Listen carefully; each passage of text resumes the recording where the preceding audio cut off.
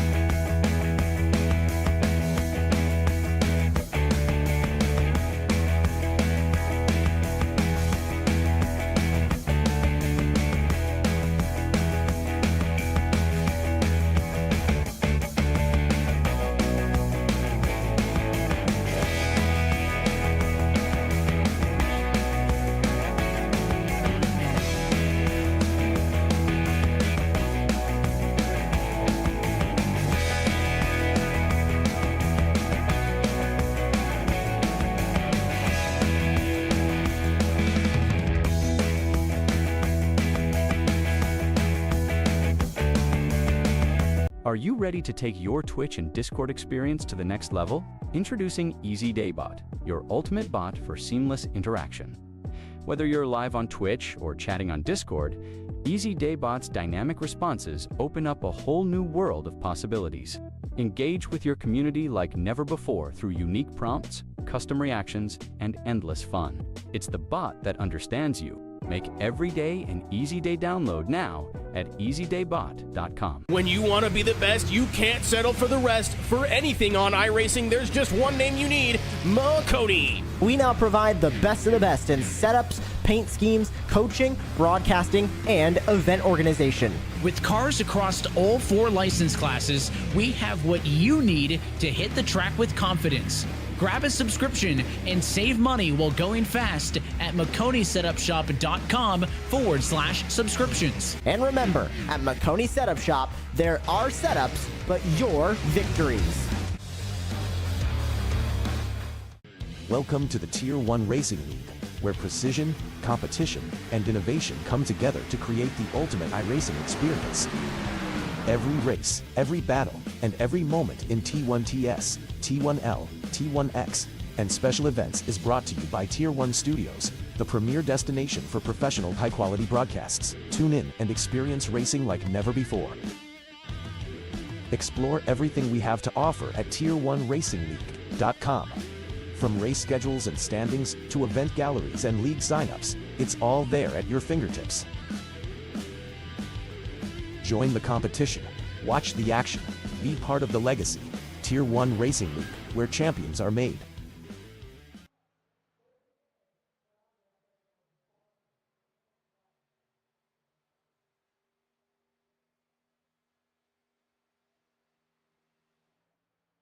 Talladega, Tier 1 Racing League, Fundraiser 400 at Talladega, presented by Maconi Setup Shop. We'll talk about them in just a brief moment. My name is Zach Woods. Welcome to this event here that's going to feature quite a number of really talented drivers here tonight. I think last time we checked, there are 18 drivers here in the field, with some guys still pouring in. We're getting ready for qualifying here at Talladega. If you are wondering about Maconi Setup Shop for your needs, they are a proud sponsor of Tier 1 Racing League, Maconi Setup Shop, and Maconi Entertainment at MaconiSetupShop.com, the home for setups, paint schemes, coaching, broadcasting, event promotion, and more on the iRacing service. Subscriptions available as low as $8 a month, and it is the official setup shop of eNASCAR, official series sponsor of the NASCAR C-Fix Series. Great sponsors here all throughout the day that we're going to talk about that partner up with this event. But here we are at Talladega getting ready for some great action. You can see some guys out here getting ready for today's event with their qualifying run. Take a look at Dylan Marnett here in the number 36 from Northampton, PA. So we're pretty close to each other here, actually. And taking a look at Joe Hudson here in the 49 Camel Chevrolet, making his way out here at Talladega. Dave Knoll here in the 21 Chevrolet, kind of trying to see what's there on the hood, but get some more of him later. There's our in-race reporter, Caleb Collins, in the 72 Kellogg Chevrolet. He's going to be also showing sponsorship for AW Workshop. Angel Rodriguez in the number 14 Marlboro Midnight Chevrolet. These drivers are looking to lay down some fast qualifying times. Ricky Gonzalez out here in the, I believe this is a baseball team here. A pretty sick paint scheme there, the 7. Blake Howell, you got to watch for him at these plate tracks as well in the 26 Peak Ford. Driving the 48 today is Jared Magoon here in this special event. He will not be hard to miss in that bright Lowe's Chevrolet. We are going to now take a look here at this racetrack here at Talladega. 2.65 miles around this super speedway, a fan favorite, of course.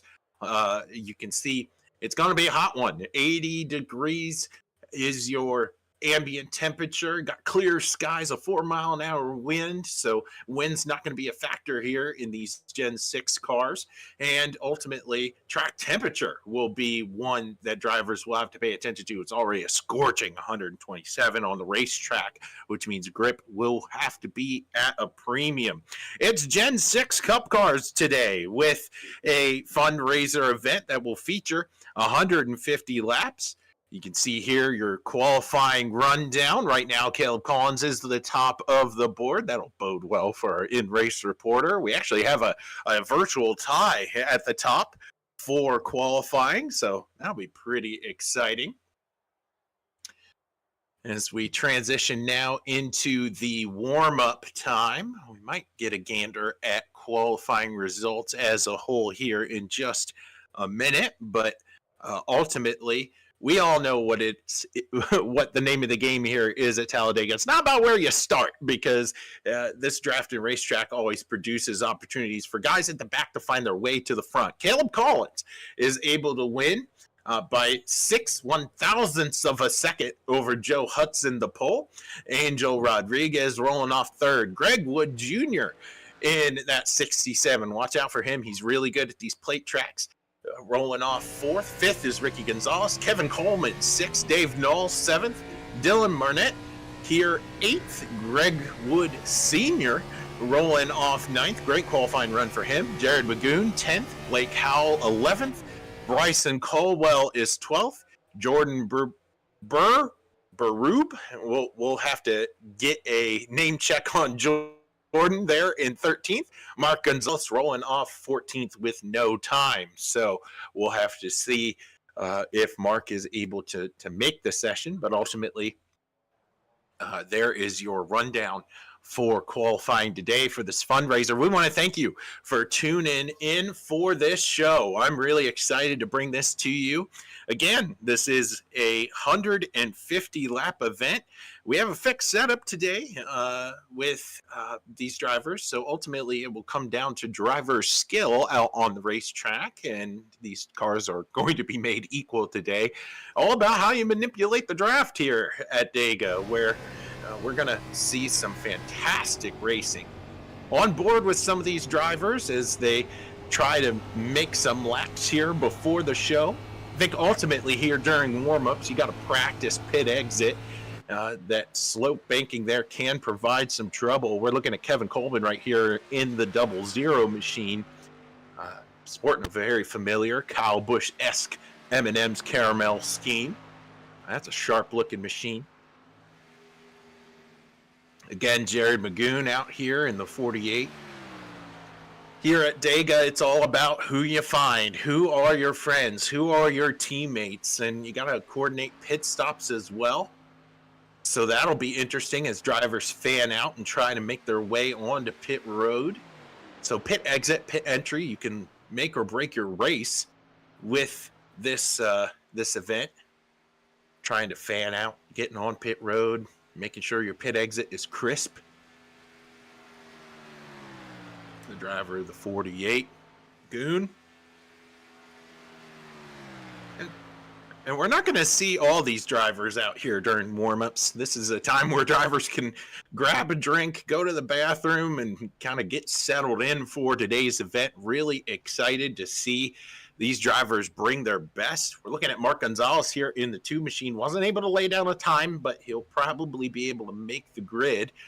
Mark coming off of a championship win last night in another league that he participates in, and I'm sure he's going to be riding high with that momentum coming into Talladega for this ultimately for fun race. Tier 1 wants to create some special events where drivers can come out, get to know one another a little bit more across all of their disciplines. And if you don't happen to race in one particular series, you might be able to meet somebody new. And you have Tier 1 able to host quite a number of different leagues across their flagship banner. And some of these drivers only race selective series. So this could be the only time these drivers wind up seeing each other.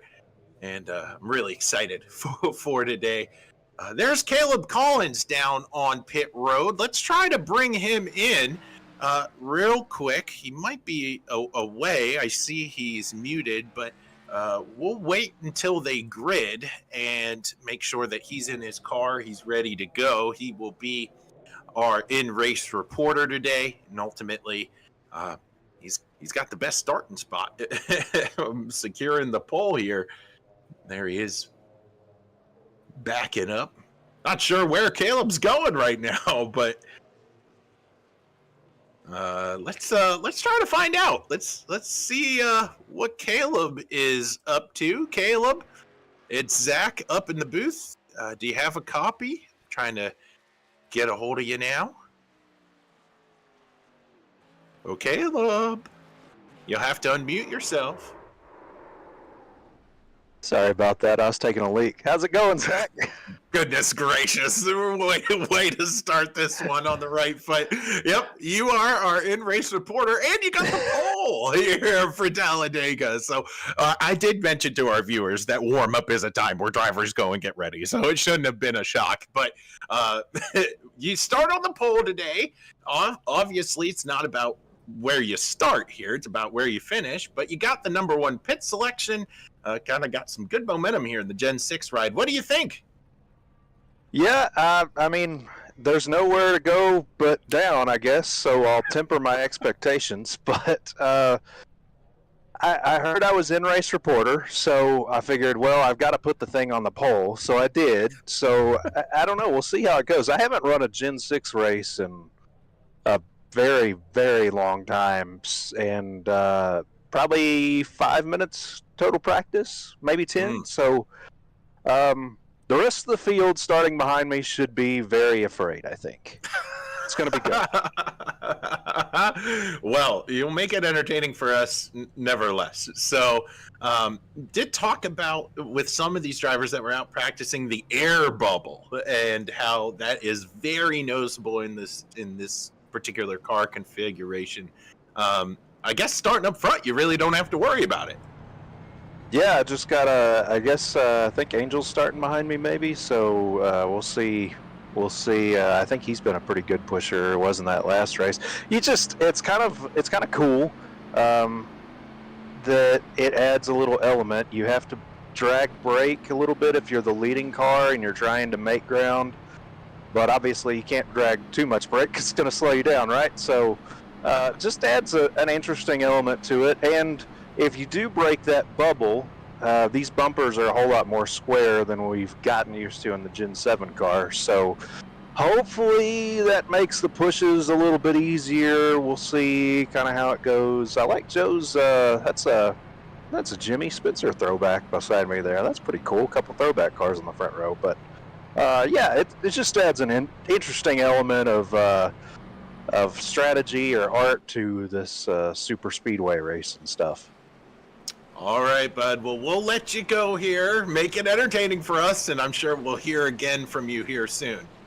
You know I will, and when I take out the field, I'll say, but Zach said make it exciting. All right, man. Good luck. Thank you, sir. That is Caleb Collins, our pole sitter, our in-race reporter, and house comedian for today's event. You can take a look here, still on the screen. The rundown for today's event that we've went through already, just in case if you're wondering where your favorite driver is. But the pace car has its lights off as these drivers are going to have to make their way all the way through the tri-oval as the pace car abandons them.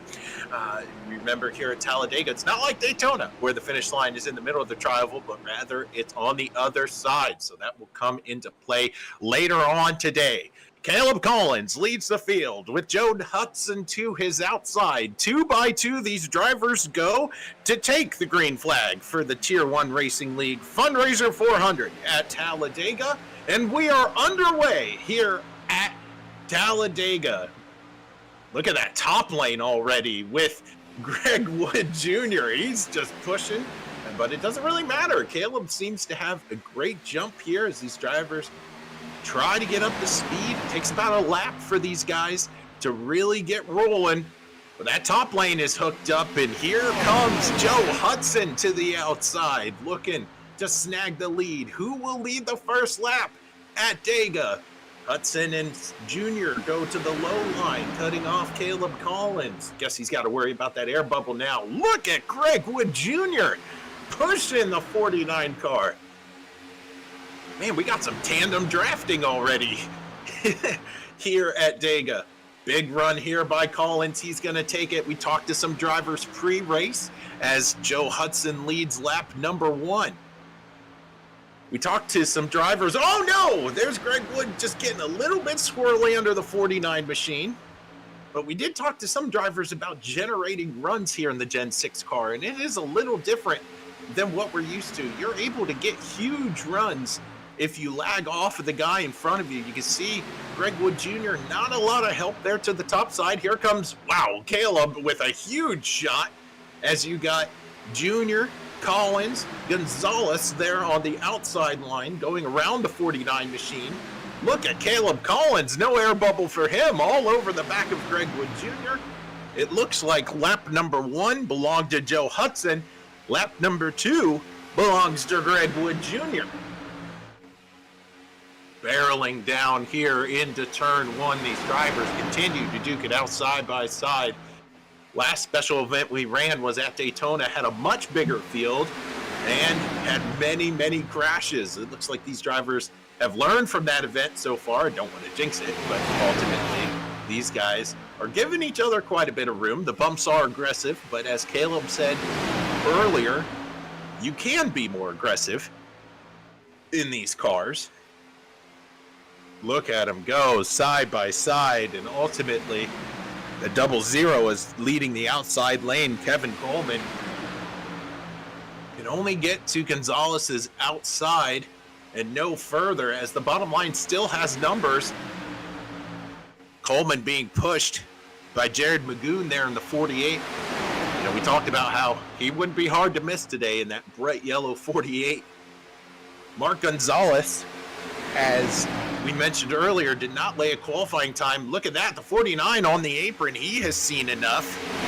Joe Hudson starts from the outside pole. He's going to drop to the back. They are getting squirrely up here towards the front. Mark Gonzalez tucks in behind some guys he's familiar with.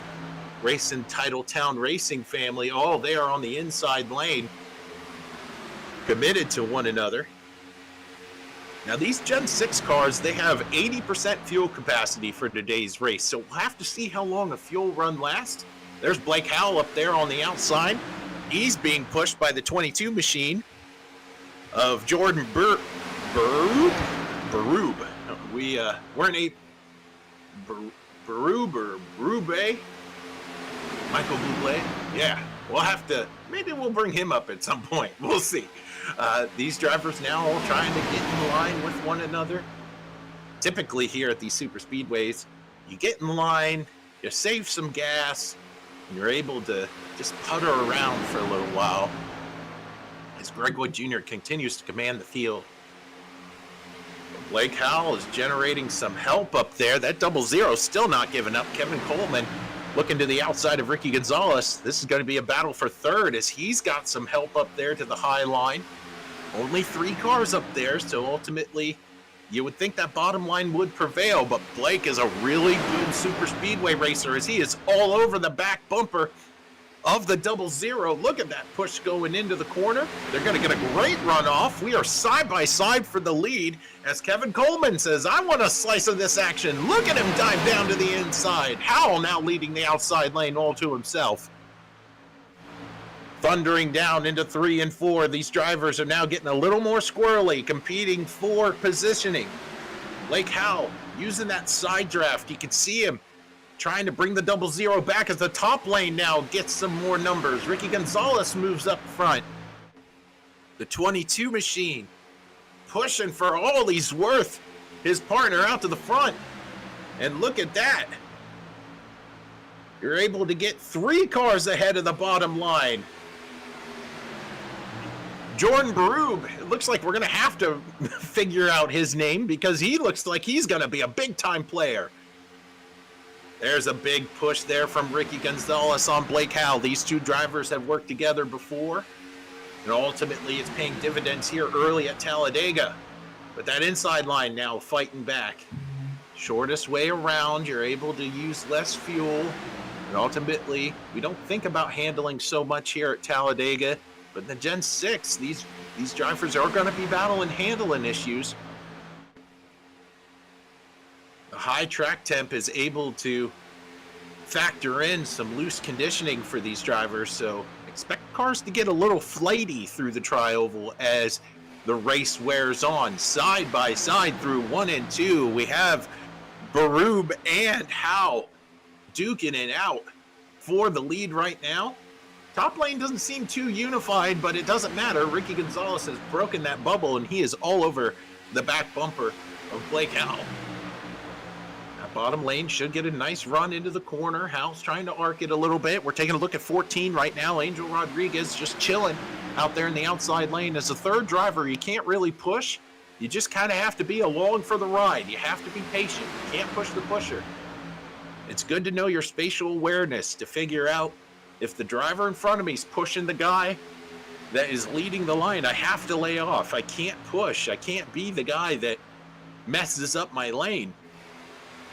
Man, side by side for the last 4 laps or so, duking it out for the lead. Blake Howell, his momentum seems to be waning a little bit. Maybe Ricky is overheating just a bit. Has to go get some clean air on that nose. Ultimately, the field is still together as all competitors are in this front pack.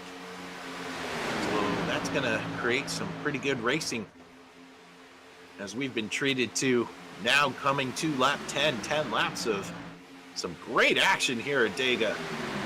See back there, Mark Gonzalez able to switch lanes. Greg Wood switching lanes, top line gaining some momentum. Is Blake Howell going to get stuck in the sucker hole? We'll have to see. As Baru making sure that he's commanding some respect here today. Something of note is that 00 seems to be a really good pusher, Kevin Coleman. And as a driver, I think you have to make some mental notes. Hey, who is a steady pusher? Right now, in that Toyota, which is pretty rare, as you can see, the front two are able to slam the door down on Coleman. You can see on the in-car cam, and now we're looking out here on the TV screen. Barub says, I don't want to be behind you guys. I want to be in front of you. He's jumping to the outside lane. Side by side through the tri-oval again. The battle rages now for second. Barub's going to get a nice little run to the outside. He's being pushed by the 14 machine of Angel Rodriguez. Can't push in the corner. You just got to be patient. Use the side draft. Get that low lane to come back to you. And then run away from them up here on the top lane. They're getting a little squirrely. 22 is a little non-committal, but he got down there in front of Blake Howell. 14 stuck in the sucker hole as they're 3 wide behind this leader. Looks like they're going to sort it out. 3 wide here as these drivers still try to figure things out.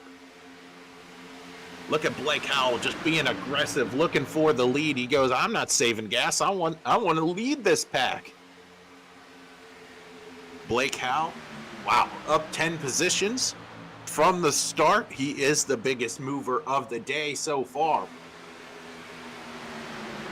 3 wide behind them as looks like Coleman's stuck on that high lane. He's just got to keep it within the white lines. Can't get too squirrely. This track is plenty wide enough for these drivers to go 3 wide. Ricky Gonzalez now pushing Blake Howell. You got Howell, Gonzalez, Greg Wood Jr. They've all worked together before, and it looks like you have found some good friends back here. As the front, about 5 or so have single filed out. Looks like they're pretty content on that. The battle will be back around the 6th position here. As look at this, Greg Wood Sr. putting his hat in the ring, saying, I want a piece of this action. 22 sees it, he moves up high. Can Sr. make some noise here at Talladega, being pushed by the 14? It's one thing to lead a line, it's another thing to become the pusher. So Sr.'s going to move to the outside, going to try to put the 22 in the sucker hole. They all go with him. Greg Wood Sr. leading the outside lane as the front 5 are single file. These drivers now duking it out for the 5th, 6th, and 7th places here in the running order. That top lane trying to generate some momentum. That 13 struggling now. He got a really good run from the 14 that last lap, and now he's trying to find a place to sit. As the top lane dissipates and it's only a 2-car tandem. Look at the 22, how far he dropped back. He was just leading here not too many laps ago. And Barub finds himself way back in the pack now.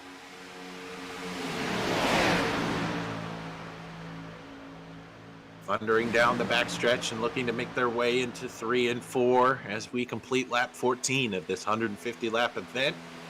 We have Blake Howell chugging along. I think as the leader here, you have a lot of peace of mind, right? There's not a lot of things going on in front of you, and you can just focus on hitting your marks and trusting the guy behind you. It's good to have a friend behind you, which Blake has right now. But ultimately, you're not saving gas.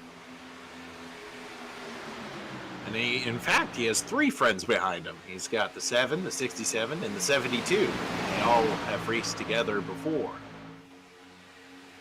As that top lane gets a little squirrely, trying to get around the 13 machine. You look back there and you saw Angel Rodriguez says, I have enough, but Mark Gonzalez had different ideas. He goes, all right, I'm going to push you to the front, Greg Sr. We know Mark's a good pusher, so we'll have to see if that 2 and 13 combo get up front.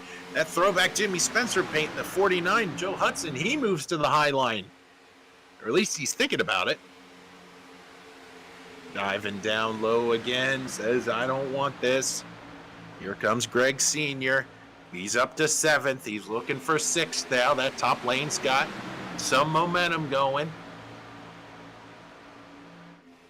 Good push here from Mark. Mark's got to stay square on the 13. They're getting a little squirrely down the backstretch. It was almost dangerous. As you can see, the 2 is right on the back bumper of the 13. Letting off in the corner, doing what you need to do, just biding your time, and then trying to get that good run off to get right back to the back bumper of the 13 machine. This push has pushed Greg Wood Jr. all the way up to 4th position. They are making time up here on the top lane. Senior, excuse me. Goodness, I'm going to have to get over that today, but that probably won't be the last time I mistake him, as Greg Wood Sr. makes his way to the outside. He's going to look for the lead at Talladega, side by side with Blake Howell, being pushed by Mark Gonzalez. It's Greg Wood Sr. to the front here on lap 17. Thundering down the backstretch. Can the bottom lane make it happen? As the outside line, you kind of want all of your friends to get down, and they're going to leave the 22 out to dry. The 13 and the 2 make their way to the bottom lane, and Blake says, I don't want to do this. I'm moving up. He brings Ricky Gonzalez with him, looking to the outside of the 13. Can Greg Wood Sr. lead a lap? Nope. As Blake Howell regains control, and that really helped the 22 of Barub. Oh no, there's an incident. Mark Gonzalez spinning around. Can he save it? He does. He came off the nose of Greg Wood Sr. I cannot believe that wasn't a bigger incident than what it was. I was looking right at my timing and scoring to see who was getting into this, and now we have an incident. We're going to take a look here at the replay. Barub was flashing in and out. Looks like Senior got, I don't know. We'll have to ask Brett in production to go back. I want to take a look at this from Greg's Jr.'s onboard if we can. I think there might have been some contact between the 67 and the 13. As you can see, we're on board. Yeah, just a big run, a bad push there. The 13 gets into the 2, and that's all she wrote. We're going to take a look back here a little bit further, because there are some drivers that put on some wreck avoidance skill craft. Take a look here at some of these drivers that are able to miss this thing. Look at the 48 kind of skirt up high. Look at the 47 there. That'll be a great onboard to get on. He's one of the last cars in the pack, the 47 of Bryson Caldwell. Watch this. You're not really able to see anything from the onboard, right? But you see a wreck. He's trying to slow down, and yikes! Bryson Caldwell.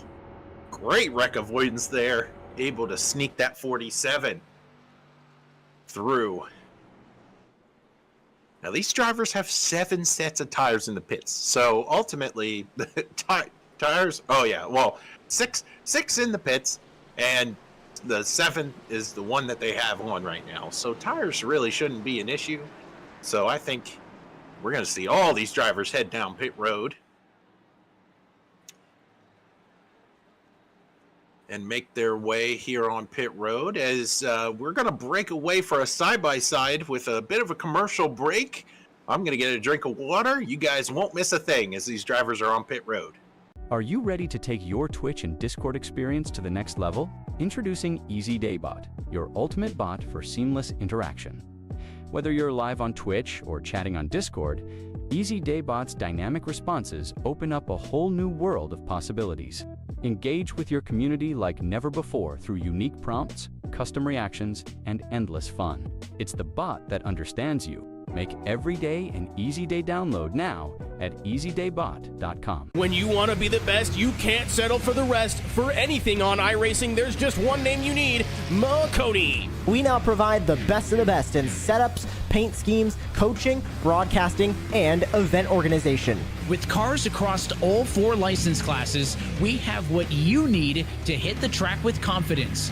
Grab a subscription and save money while going fast at McConeySetupShop.com/subscriptions. And remember, at Makoni Setup Shop, there are setups, but your victories.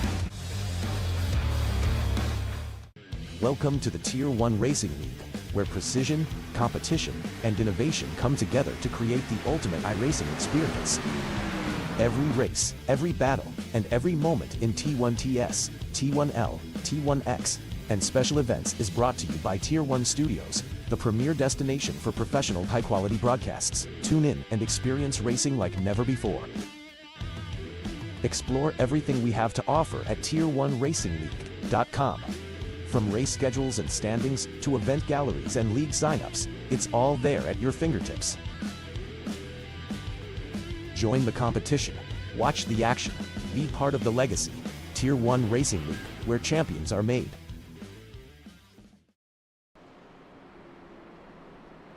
Welcome back to the Tier 1 Racing League Fundraiser 400 at Talladega. We are recovering from a lap 20 caution that involved primarily Mark Gonzalez, who just left pit lane. He was on pit lane for 2 minutes and 13 seconds and able to get seemingly all of his damage repaired. He's now back on the racetrack. All these drivers are still running. Joe Hudson making his way down pit road right now, looking to ultimately top off, and that's where you are maybe looking for a favorite driver that might be on a little bit of an alternative strategy.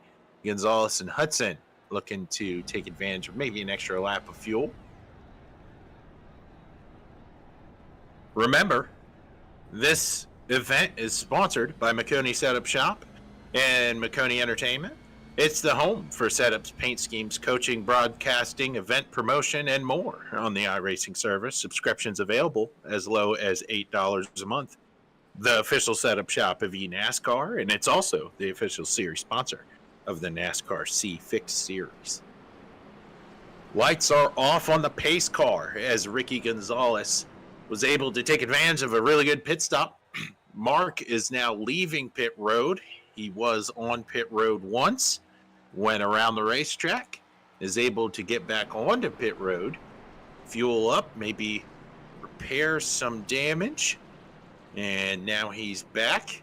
He's got to try to catch the field, though, as they are making their way through 3 and 4. The saving grace, as we talked about earlier in the show, is that the start-finish line is at the end of the trial. So you got a little bit more distance to putter around here under pace speed, so that really shouldn't be an issue for Mark.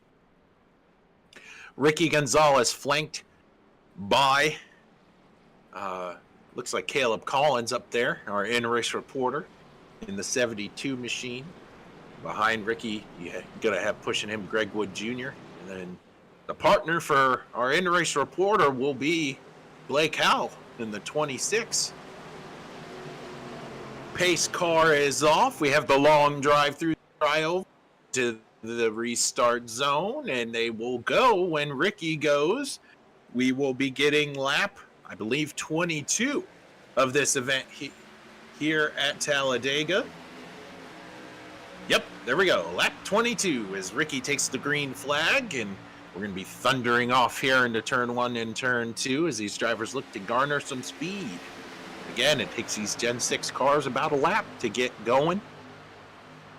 And that top lane, whoa, Ricky with a huge block, and he's into the fence. Caleb Collins making it entertaining. Oh, what a block by the 7. And the 2 almost puts him into the fence. Not the first time they've done that, but here we go. It all pays off as the 72 says, "Nuh-uh, friend, I'm going to the outside. I want to lead this thing." Huge push there from Greg Wood Jr. Gets a little squirrely from the 72.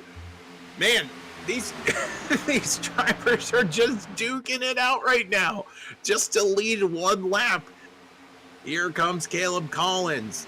It's Collins to the lead, being pushed by Howland. Look at this, the 36 machine of Dylan Murnett.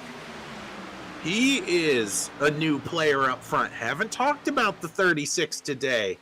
Took advantage of A great run from the outside as the 22 gets a little squirrely back there. He saves it. They're side by side. The 36 now all over the back bumper of Caleb Collins.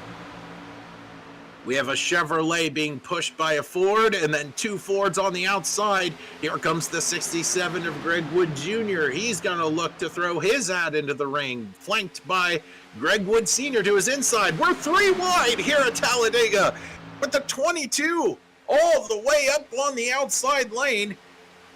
That's Baroob. Yeah, wow. Some awesome racing here so far. And these drivers now looking to sort it out at the front of the field. These 4, we've been able to talk about them quite a bit today, but we've got some great racing back here for 6th. Talked about earlier in the race how the 00 is a really good pusher. It looks like Kevin Coleman has found a drafting buddy there in Baroob. Let's see if that Toyota is able to push that Chevrolet to the front. This is a battle for, looks to be the 7th position. Jared Magoon down there to his inside, not really sucking up very well. And there's Greg Wood Sr. fighting back. He just got spun out last caution, but he's able to rally it all back up. It looks like he is going to be able to get to the outside of the 72. Now, you fans might be wondering, hey, where's Mark Gonzalez? Mark Gonzalez was in the mix.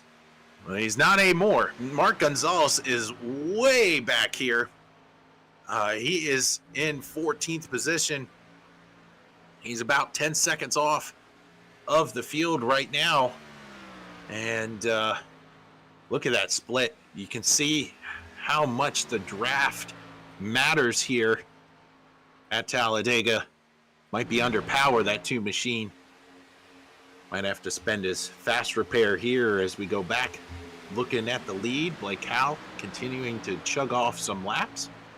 Oh, that 22 getting a little squirrely behind the 13. Baroob's got to be careful. Greg Sr.'s like, well, I already got a bad push. I don't want another one, as he's leading a lane of 5 cars to the outside. Here comes Greg Wood Jr. to the outside. He sees that top lane developing, says, I will sacrifice a spot if it means I get to be up there. And there's some contact. The 13 and the 22 get together. That's going to hurt the 22 as he's in the fence. Clips the 47. They somehow keep it straight. Baroob getting into the fence. The 47's got some back-end damage on that Toyota. That's Bryson Caldwell. The 22 barreling down pit road. I will be very impressed if he makes pit road speed, but that 47, he's going to be hurting. He's got some back-end damage. And that all happened because they just got a little stacked up trying to find a place to go going down the backstretch, and ultimately it didn't work out. We're going to try to get that replay for you guys so we can break that down. Let's take a look here. You can already see the 22 is on the outside. Huge shot there from the 47 into the 00. These drivers sort of ping-ponging off each other. And look at that, the 47 just trying to make the corner, gets caught into the 22, and that's it. I mean, these cars are particularly delicate, and just that little bump's able to crinkle up the back end of the 47. So Baroob able to make it onto pit road. The 47 now dives onto pit road according to timing and scoring, as we have, yep, there he goes. He's going to look to get his damage repaired. It looks like Baroob is out according to timing and scoring. So his day might be done. And that's kind of a shock to the field here. As you get an incident like that, everybody sort of manages to squeak on by other than the offenders, and you go, oh, okay, well, you know, it's only lap 28. We could probably chill out here for a little while. And it looks like that is what has happened, as they are single file all the way back to 10th, with Greg Wood Sr. heading the back of this.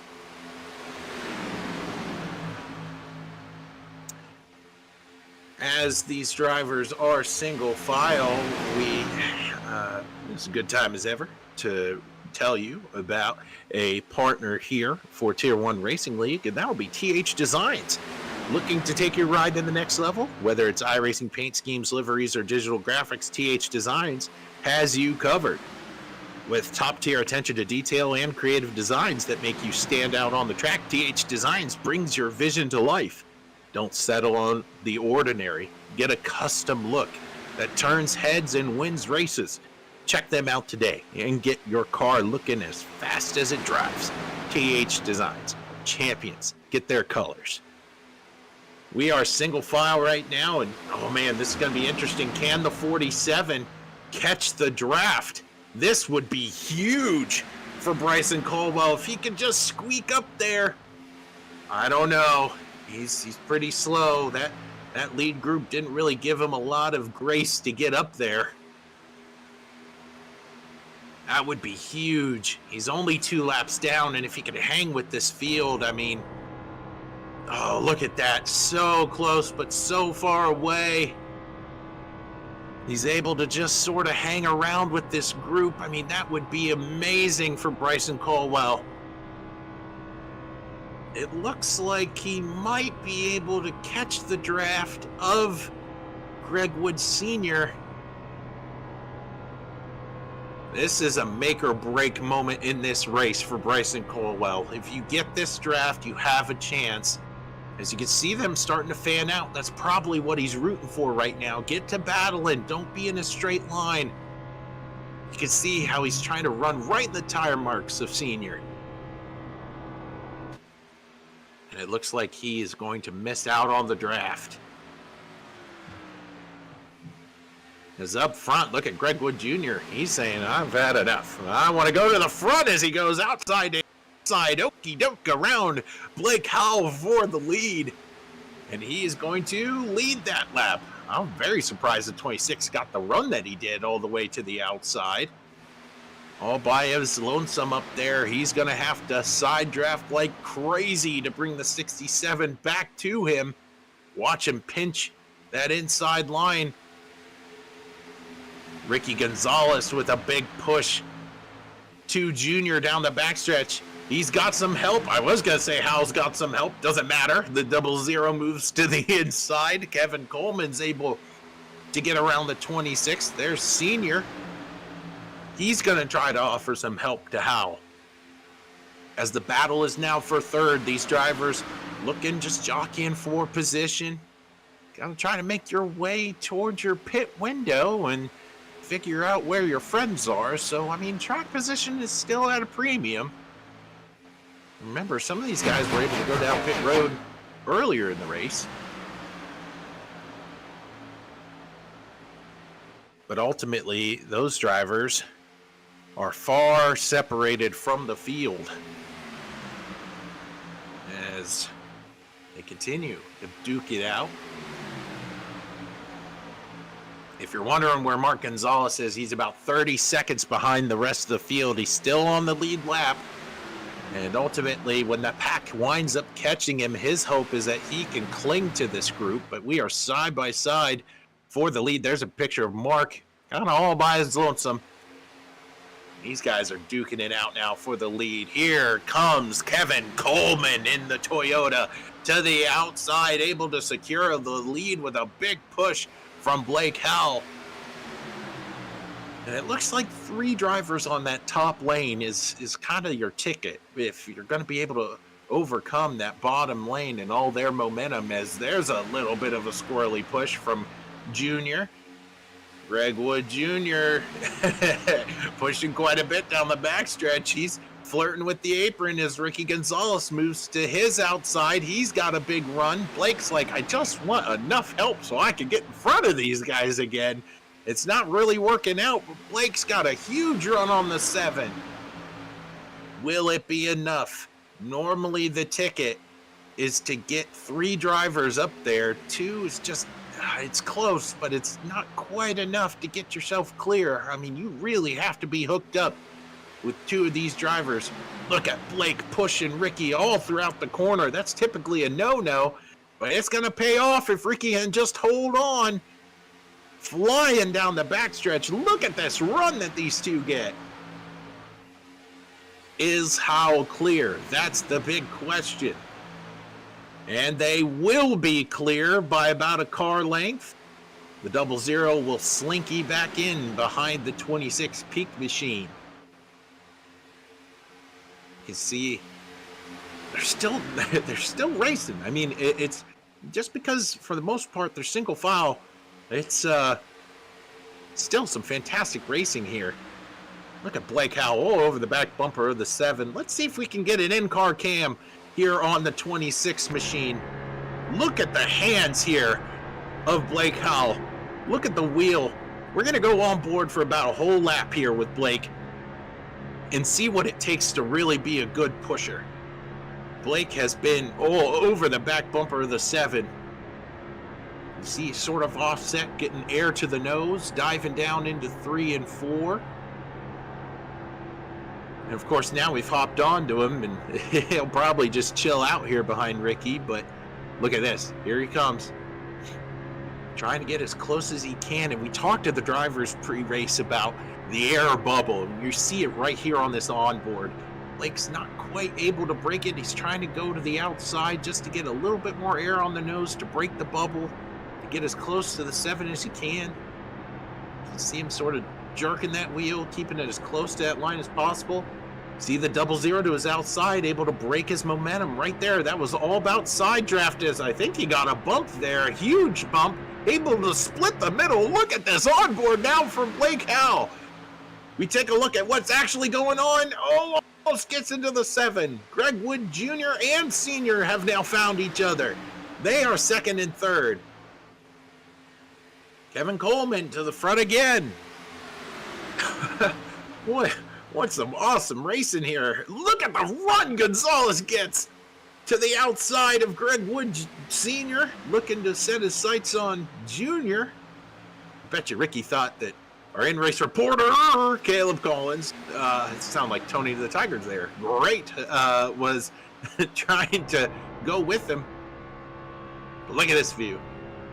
This is the view that Coleman wants to see, but ultimately, we are going to be approaching Mark Gonzalez soon, so we'll have to take a look at how Mark winds up blending with the field. We won't miss that, as Ricky has found himself on the outside. What was a pack of 10 has turned into a pack of 6, and then you have these 4 just chilling out behind them. I kind of like this strategy. As a guy who races with all the anxiety in the world, I'd rather be these guys. Jared Magoon, Dave Knoll, Joel Hudson, Dylan Burnett. They're all just chilling. They go, I want to see the leaders. I just don't want to be the leaders. There's a lot of racing left, and you only have one lap of one fast repair.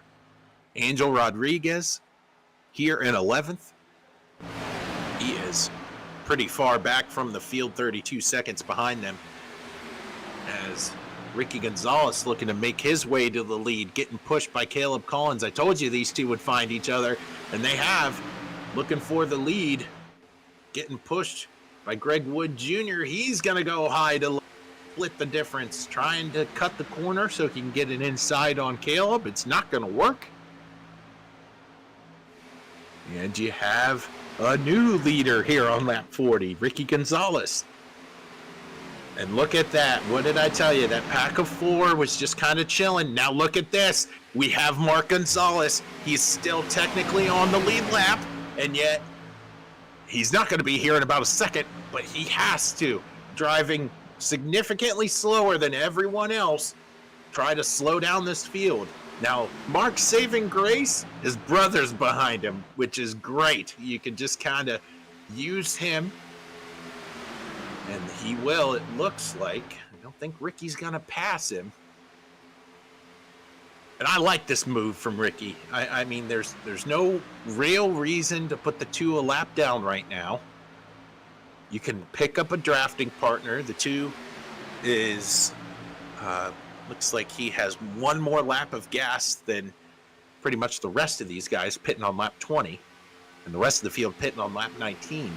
But I like this move from Ricky because you can be the leader of the race. As you can see, our pit stop strategy, you know, some of these guys are having trouble going down pit road, what have you.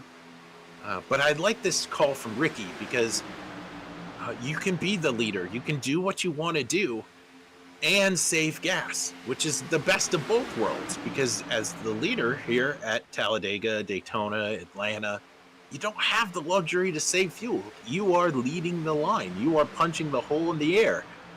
And honestly, for Mark, he's been using more fuel than anybody else, being so far behind the field. So we'll have to see how this works out with Ricky. Just chilling now.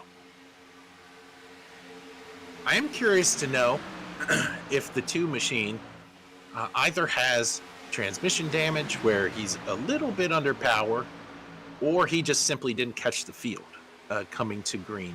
Because we did talk about how 2 went down pit road and it was kind of hard for him to do that twice and catch the field at the same time. I thought he was in a good position to catch the field. Maybe it's just a simple matter of the 2 was fully repaired, but he didn't catch the field on the restart.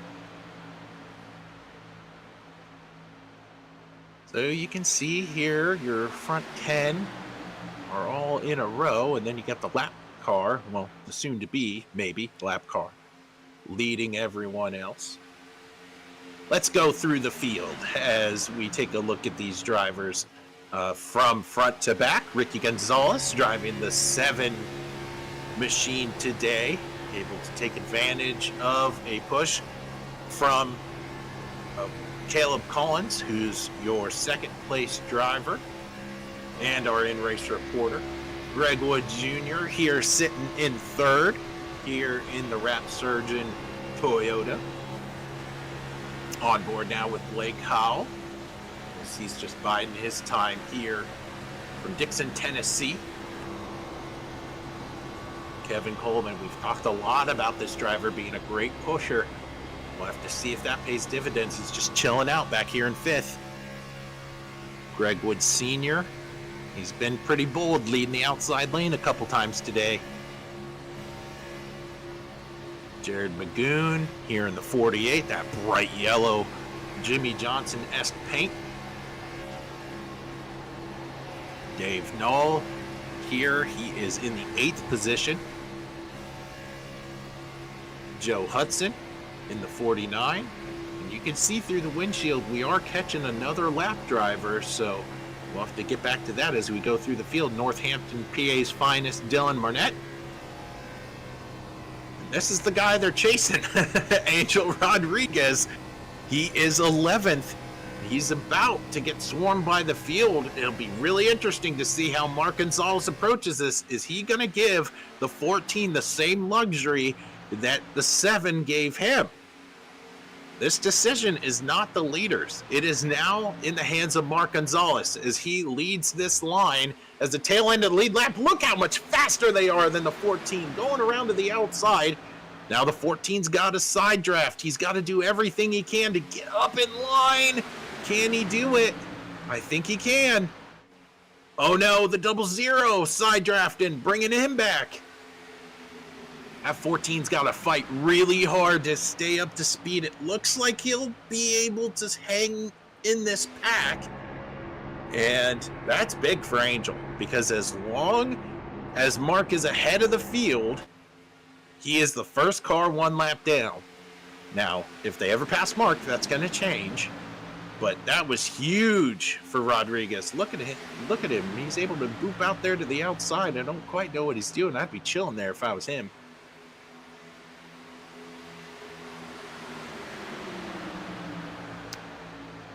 Yeah, but nobody really wants to go with the 14 as he is a lap car. I know the ambition is to go, well, hey, I want to get back up there. I want to unlap myself. But, I mean, you were in a pretty good spot there in line.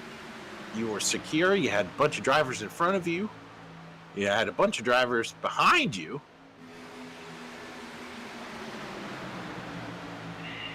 But ultimately, 14's got to play this smart too, because if these drivers really get to racing, you might want to hang out at the back of this group, because when it comes to the iRacing service, if you are in position for the lucky dog and you get caught in a wreck, if you get an incident ding on your car, you're not eligible for the lucky dog anymore.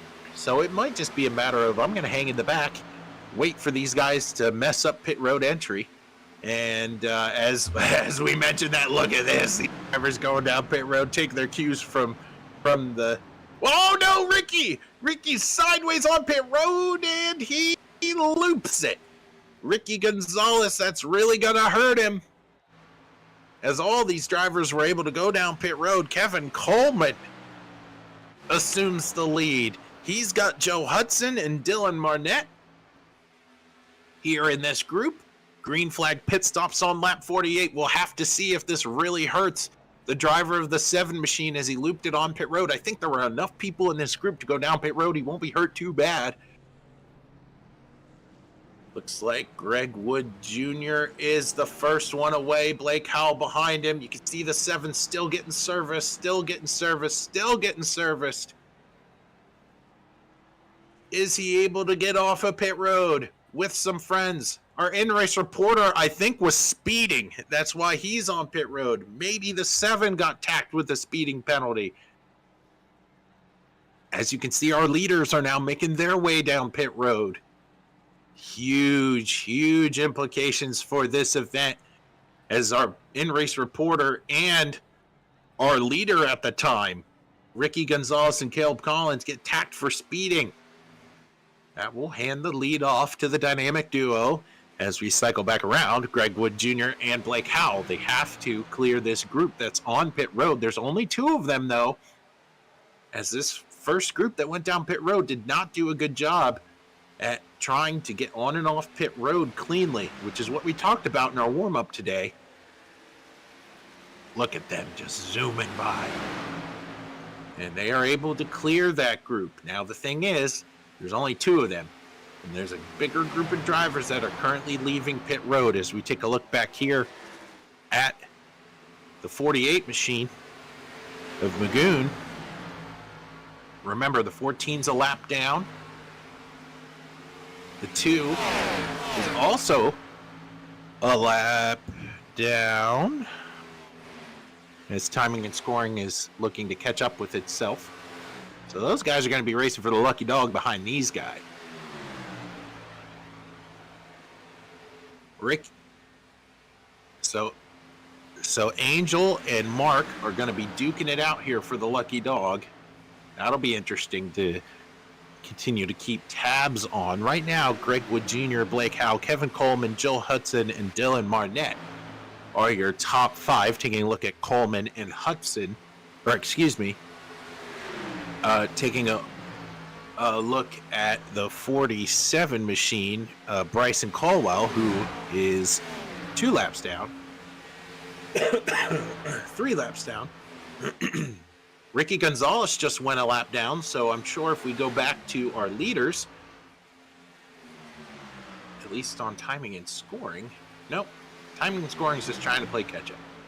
So you have the 67 and the 26 leading. You have a battle for the lucky dog way back behind this group. And you also have 2 guys that were leading the race in Gonzalez and Collins, who you can see are up in front of these guys trying to stay on the lead lap.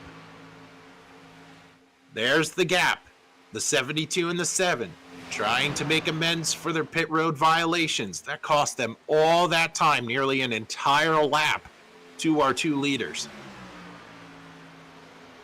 Talk about your friends are where you find them. Your friends are who makes the same mistakes as you are. And when it comes to our leaders, your friends are who executes the same things you do on pit road. These 2 drivers were able to get onto pit road and get off of pit road far better than the rest of the group that went down with them. Remember, that first group that went down was about 10 cars deep. So ultimately, the 67 and 26 were able to get on and off pit road as quickly as possible.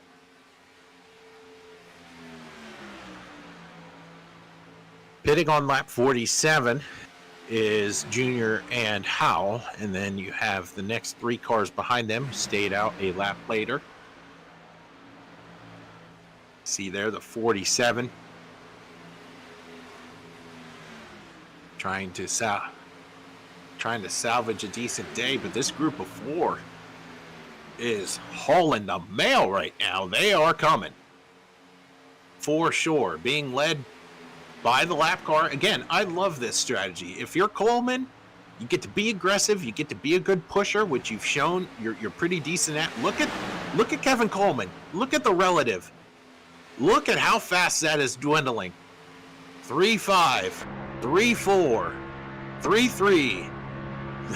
I mean, this group of 4 is reeling in the leaders like nobody's business right now.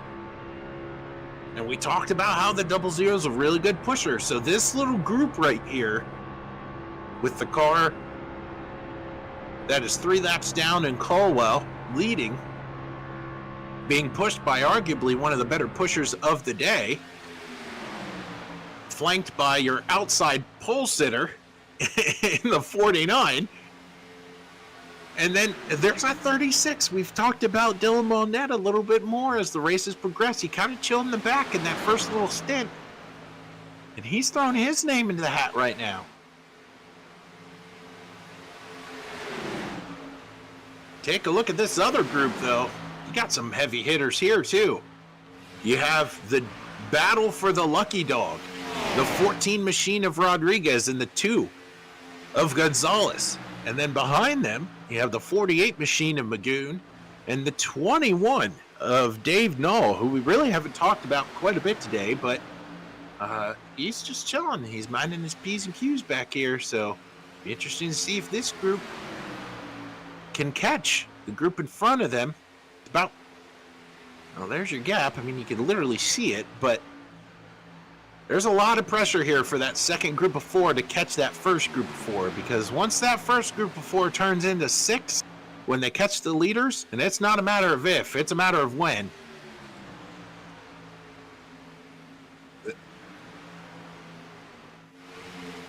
Now look at this. Look at what's happening here. Man, this is crazy. So you have the guys that are on the tail end of the lead lap,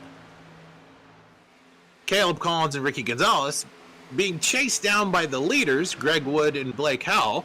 They've all worked together throughout this whole event. We might have another group of 4 forming up.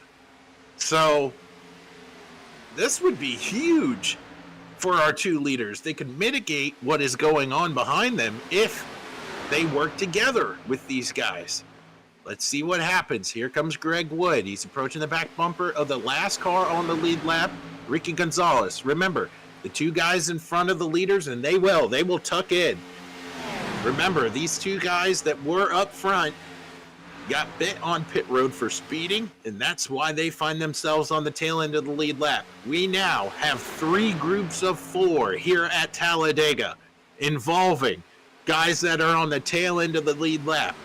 Leaders, then we have in the second group drivers who are just sort of making a name for themselves just by chilling the whole event.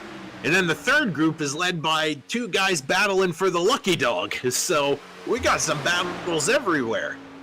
The novice might look at this and go, well, there's not a lot going on. They're just 4 or 3 little packs of 4 zipping around Talladega as they get a little squirrely. Well, there's certainly a lot of battles going on. This group's all about self-preservation, this middle group. They are working really hard to catch that front group. This group back here has got 2 battles going on. You got one battle for the lucky dog, and the other are 2 guys that just want to be up front. And then the first group is just trying to fend them all off. This is some great racing. And that gap between this first group and that second group, remember how we said it was like 3.8, 3.5? Well, now look at it. Howell and Coleman, the split here. You can take a look and see that that front group is now starting to pull away. So it looks like Greg Wood Jr. and Blake Howell made the right decision to link up with these cars that have misfortune on pit road, because that second group before was catching them big time.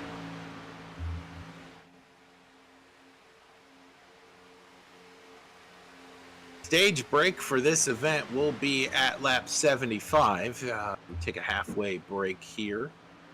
So these drivers are going to be resetting. And ultimately, we have to remember that there is a battle for a lucky dog, and somebody's race will dramatically change at that time. So we'll have to pay attention to that too. Because this isn't about points. This is about making sure that you're able to be up front at the end, get a payout, and be able to have those bragging rights. Top 5 here today payout. So we're going to be in for a treat as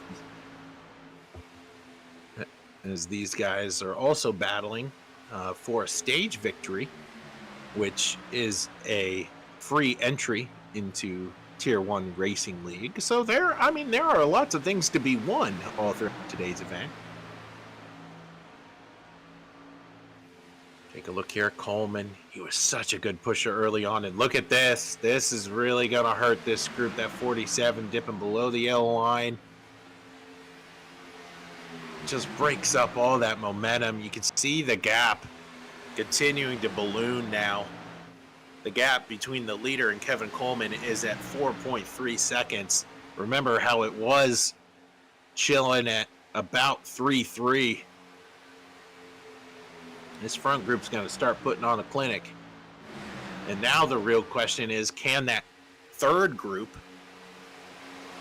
make their way to the second group? Because if this second group turns into a pack of 8, you're going to be able to catch the leader. Problem is, the gap between the 21 and the 14 is pretty substantial. But ultimately, it looks like being pushed by Mark Gonzalez. This third group is not giving up. It's tough though, right? Because you got those two drivers at the back of this group that aren't necessarily buttoned up. You got to be crisp if you want to make time here at Talladega when everything's even. As we get lap 62 of this 150 lap event. Yeah, just trying to make it even. Mark is pushing a ton, and you got to think that 2 cars also trying to make sure that, hey, I know where I can get my run, so I can go get the lucky dog at the stage. I mean, visually, it looks like they're cutting into it, but hard to tell when our lap counter says, well, no, actually, they're pretty stable.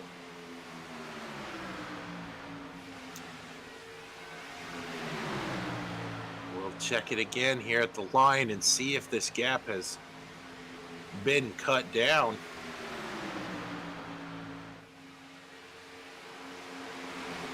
Oh, yeah. Look at that.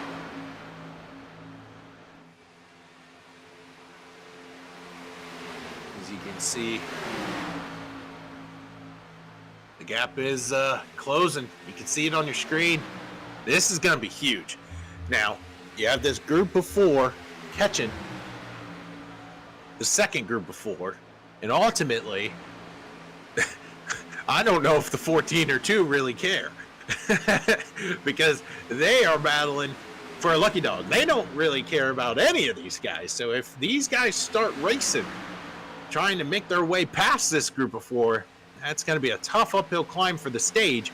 But if the 14 tucks behind the 36, we could start seeing this gap to the leader really start to close, and it's not going to happen. 14 to the outside, and this could be Mark's opportunity to be in position for the lucky dog. Nope, Mark's gonna go with him. No, an okie doke to the inside, and this is exactly what the leaders want to see. You have numbers, you can get in line, you can go and catch the group of 4, which, if you pan back up towards the leaders, has actually turned into a group of 5. You have Greg Wood Sr., who's on the tail end of the lead lap in 8th position. Now, bottlenecking back up to the leaders, so this group of 4 has turned now into a group of 5, which makes it all the more imperative that these drivers back here sort it out. You have the numbers, go get them. But I understand what Mark's thinking there. You know, you got to be able to get in position to get the lucky dog. I understand what the 14's doing as well. You know, Angel's trying to put himself in position. He's still attacking. He's trying to maximize where he is on the racetrack so that he can continue to stay in front of Mark. If he doesn't make that move, Mark will. And ultimately it bites him. So these drivers now looking to make their way towards the front. We'll have to see if this group can get it figured out. Remember, the 47 is 3 laps down, and that will be Bryson Caldwell. He's been leading this group. He's been pretty diligent down there. Look at Mark now, floating to the outside. Mark thinks, hey, I can lead this group. Side by side, trying to get the run to the outside. We have talked about how the rule of 3 tends to really work here at Talladega. You can make time when it's just 3 of you in comparison to everybody else. So I wouldn't be surprised if the 2 makes up some time. Haven't seen the 36 really in high pressure situations where he's needed to push. You can see the gap between him and Mark. Got to get right up on him and really start pushing him.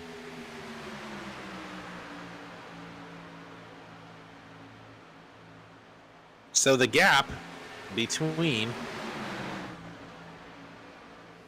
what looks like, we'll say the 00, and Blake Howell, the 2nd place position. I mean, it's sitting right now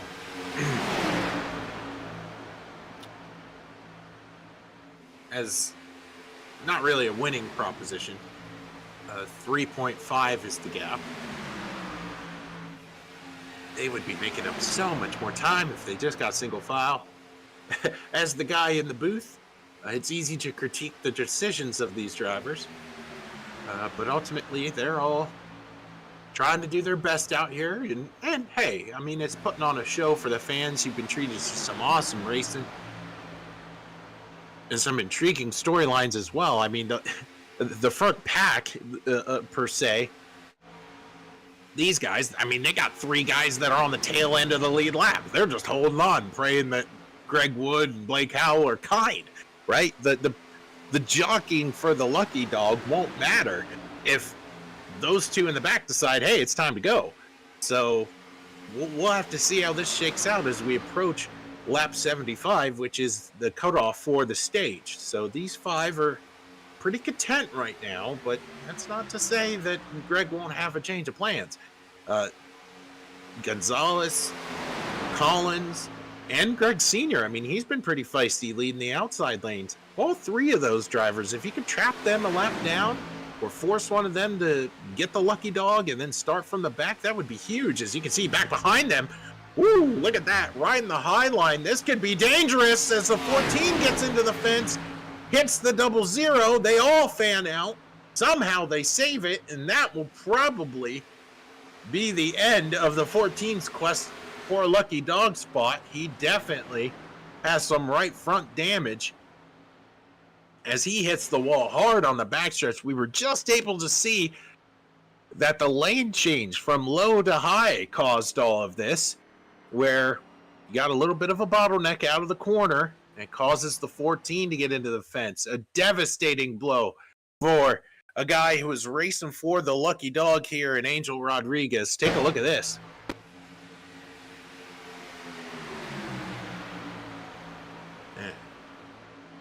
as these guys are taking a look here coming out of turn 2. See, Mark has led that top lane.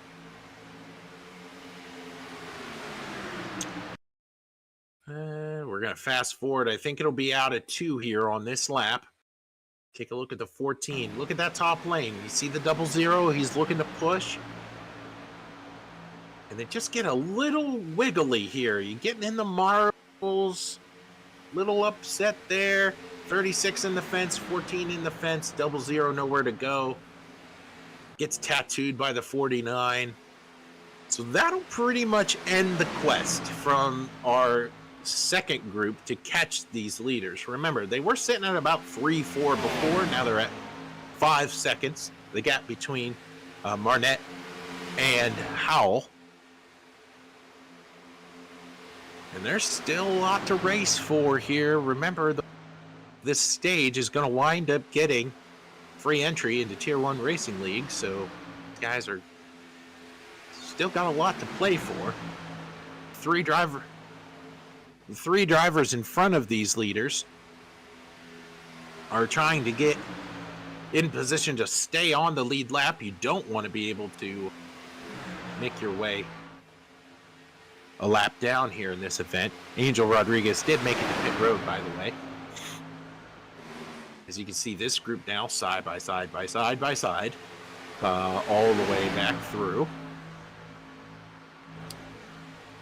And the gap between second and third looks to be sitting at about 4.2 seconds, 4.3 seconds. So Greg Sr. gets a little wide off the corner, and I think Greg Wood Jr. just showed his hand. He let the 13 back in line.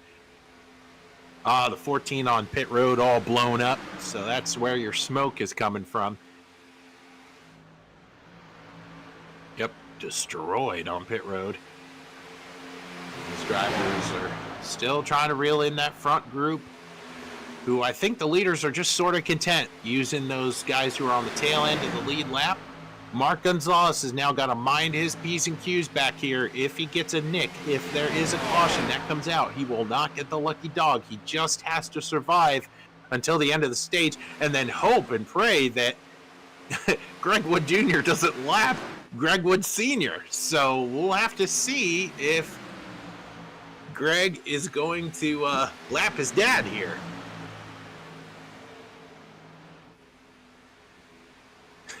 That smoke down there is nothing to be concerned about. It's the 14 on pit road, again blown up. And, you know, I think this race is on. Dylan Marnette is down to 1.6, 1.5. They are coming. Here comes this back group. They have gotten their act together. Look at them go. You don't want to break out to the outside. Just stay in a line. Look at the run this group is getting right before the stage. The battle is not over. The 36 is hauling the mail right now, being pushed by the 00.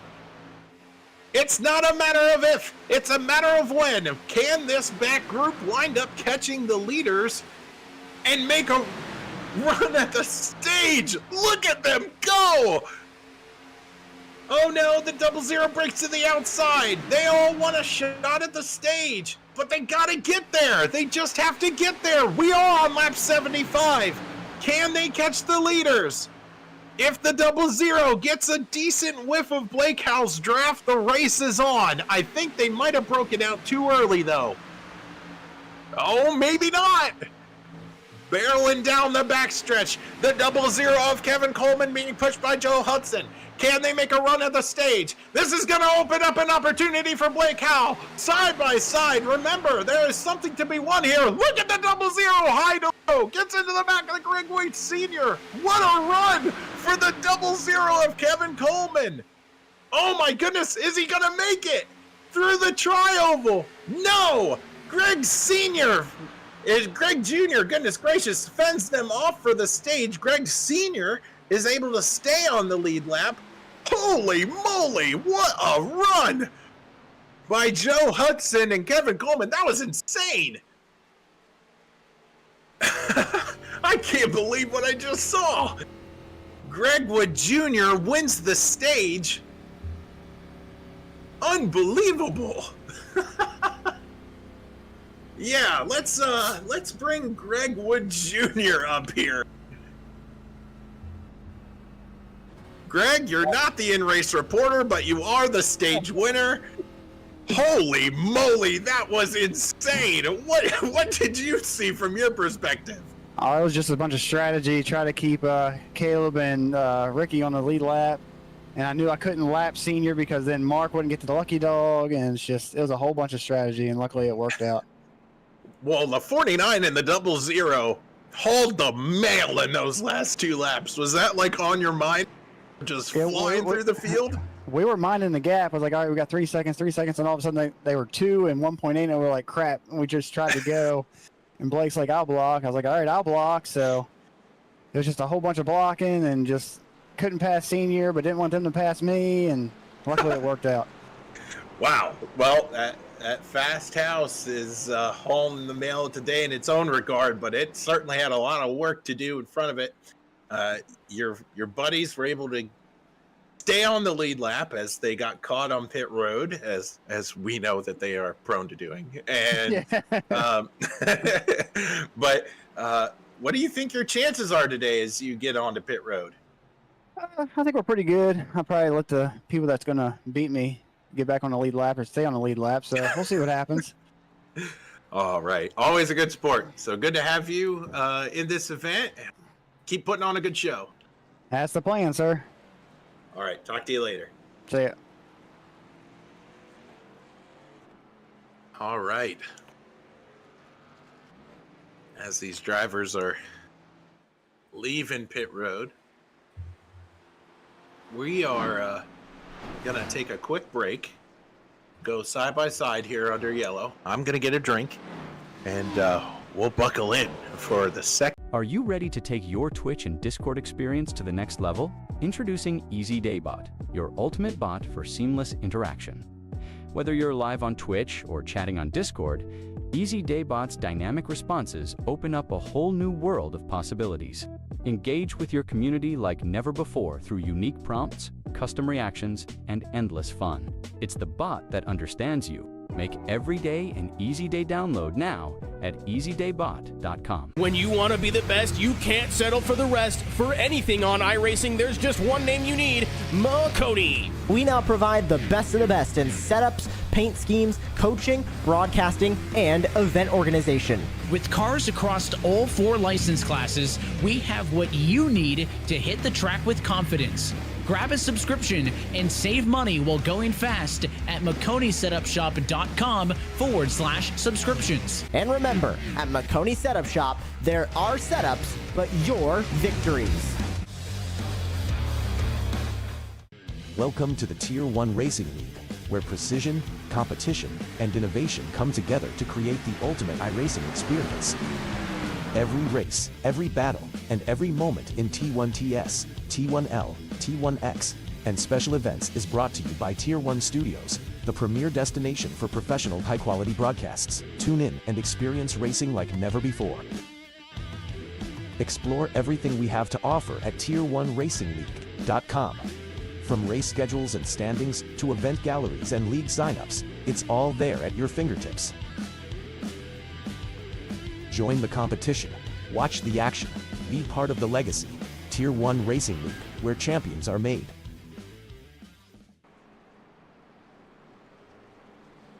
Welcome back to the Tier 1 Racing League Fundraiser 400.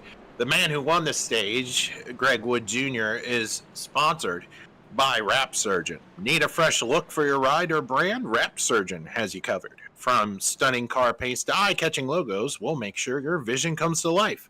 Wrap Surgeon, where creativity meets precision. As this was a a surgical effort from Greg Wood Jr. to still contain the lead and make sure his buddy stayed on the lead lap. We were able to get him right before the break. And these drivers are going to be ready to go.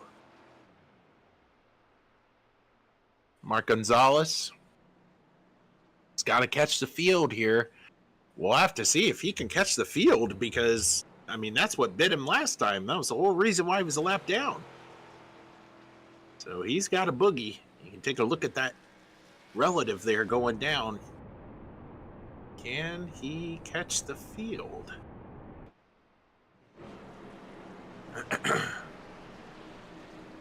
Should be okay, as Greg Wood Jr. going to be leading them once again. Flanked to his outside is the outside pole sitter of Joe Hudson, who was responsible for a very entertaining end of that first half of the race, pushing Kevin Coleman. Side by side, they approach the restart zone, and Greg Wood Jr. being pushed by Blake Howell. These two have been together for quite a long while, about 30 laps or so.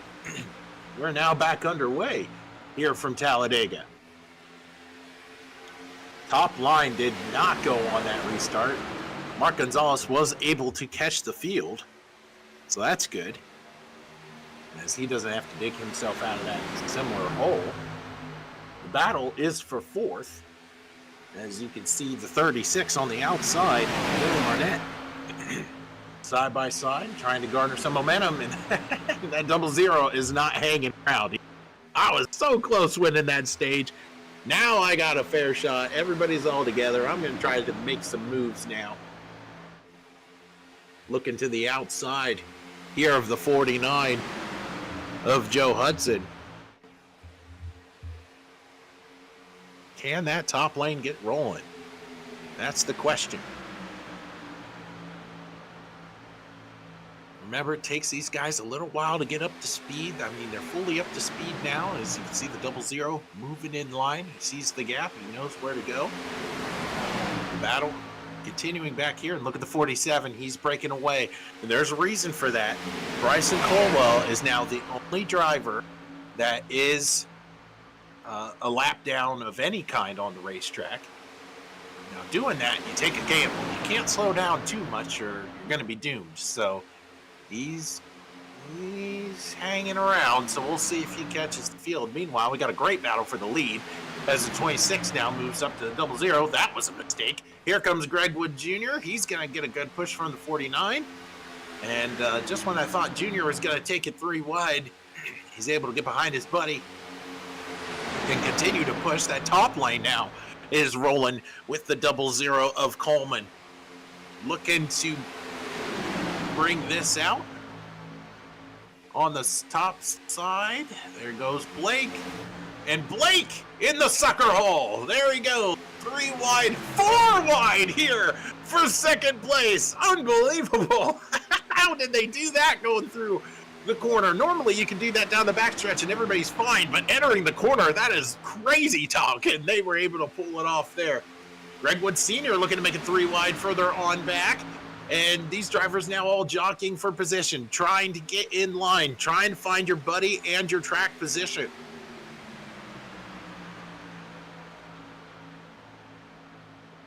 And it looks like we've sort of sorted it out. Can the 49 just chill to the inside and not make contact? This is looking back from your leader, Greg Wood Jr. Here comes the run from Joe Hudson. We know he's a great pusher because we just saw what happens when you get to be on the front end of the 49 towards the end of that stage. I'll tell you what, that 36 machine has come to play today. Dylan Barnett, we've talked about him a couple times as somebody who really hasn't shown his hand. He's being pushed by somebody else who we haven't talked about a whole lot today. The driver of the 48, Jared Magoon. Filtering in and out, and looky here, back from the dead, Ricky Gonzalez is now looking to take control of this race. He's now in second, being pushed by his brother, Mark, who was able to get the lucky dog last time around. Greg Wood Sr. is on the outside, giving a big push. That 48 machine is now showing what he's made of, getting pushed by Barnett. Ooh, can he save it? Oh, man, I don't want to freak out every time somebody gets squirrely, but man, it's really hard. As Senior's able to save it, he'll get bunched back up. It's just a temporary lapse there as the field sort of slinkies back together. Nobody really was penalized for that mishap. 48 looking underneath the 49 as the battle is for fourth. They sort themselves out. Look at the 47 darting to the inside. What's going on with him? He doesn't want any part of what's going on. He just got to be careful. I just feel like there's better ways to give up time than just diving down the apron and, you know, really slowing down like that.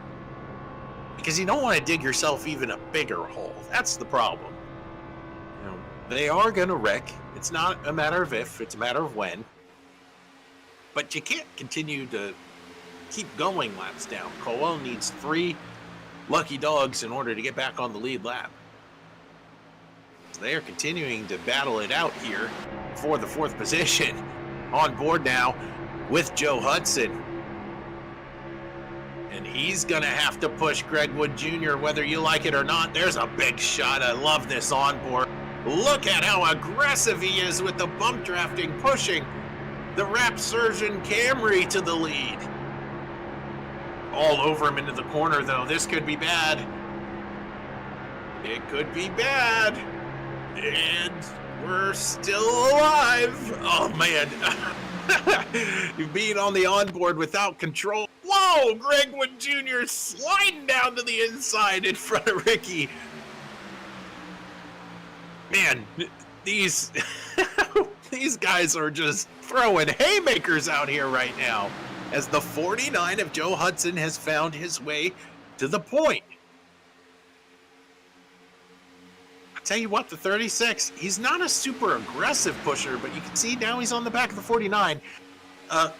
Marnette has done a really good job at just being patient. Oh, man, Blake Howell's able to dive down there, and, oh, man, the 36, and for all of his devotion, gets repaid for just being hung out to dry by the leader, Joe Hudson. He saw the dive from Howell and had to take it. And looky here, our in-race reporter, the driver of the 72, is able to squeeze in line, Caleb Collins. So put Caleb up to the 4th position. A lot of these drivers here were given a second chance, able to make their way back into this race as Collins sort of drifts up. This could be problems. We've seen a couple times today that accordion effect and how it's pretty dangerous out there. The pushes are getting more aggressive from the 36. I kind of like what I'm seeing. He's just sort of showing the field, hey, I'm somebody you can rely on. Look at that aggressive move there. Look at Ricky jumping out to the outside. All these drivers now putting on a great show as we get lap 88 of this 150 lap event here today. Hudson not content to sit back in 3rd. He's making a run at Blake Howell to the outside. It's not really going to materialize. He doesn't have a ton of help. He should be able to get a nice little run here, though, with push from the 00 machine. Ooh, Greg Wood Sr. a little squirrely off the corner. That's going to break the momentum of the top lane. Chugging along is this front group, and no, I don't really sense that there's anything in terms of being content with these guys. They are still duking it out. Look at that. Oh, the 49 making it 3 wide for 3rd. 72, Caleb Collins trying to push Howell out in front of this group, saying, I don't want in this mess. I want to be out in front of all the chaos. Get out there. Man, oh man, Greg Wood able to just barely save it, and there's Collins. Man, look at him work that steering wheel as he gets a push out of turn 2. Thundering down the backstretch, these drivers are still being so aggressive with their pushes right now. Lap 89 of 150. We got a long way to go. And yet we have a great show here at Talladega. Remember, top 5 payout, for today's fundraising event. Oh, the brother Gonzalez. That's dangerous. We have seen that end in chaos before. Mark is really aggressive with those pushes. But if anybody's able to handle it, Ricky is the guy, because ultimately they've raced together more than most. As the 7 now looks to the outside. Howell looking to play the Pied Piper of both lanes. There's a big push there from Gonzalez, and now that opens the door. Oh, you can't push the pusher, Mark, and that's almost what happened going into 3 and 4. Huge shoves going on right now here at Talladega. 67 all over the 72 there on the low line. Can't thunder up any momentum, as it looks like the top lane is now the lane to go dancing in. Howell continuing to defend, now moves to the bottom, able to bring his buddies with him.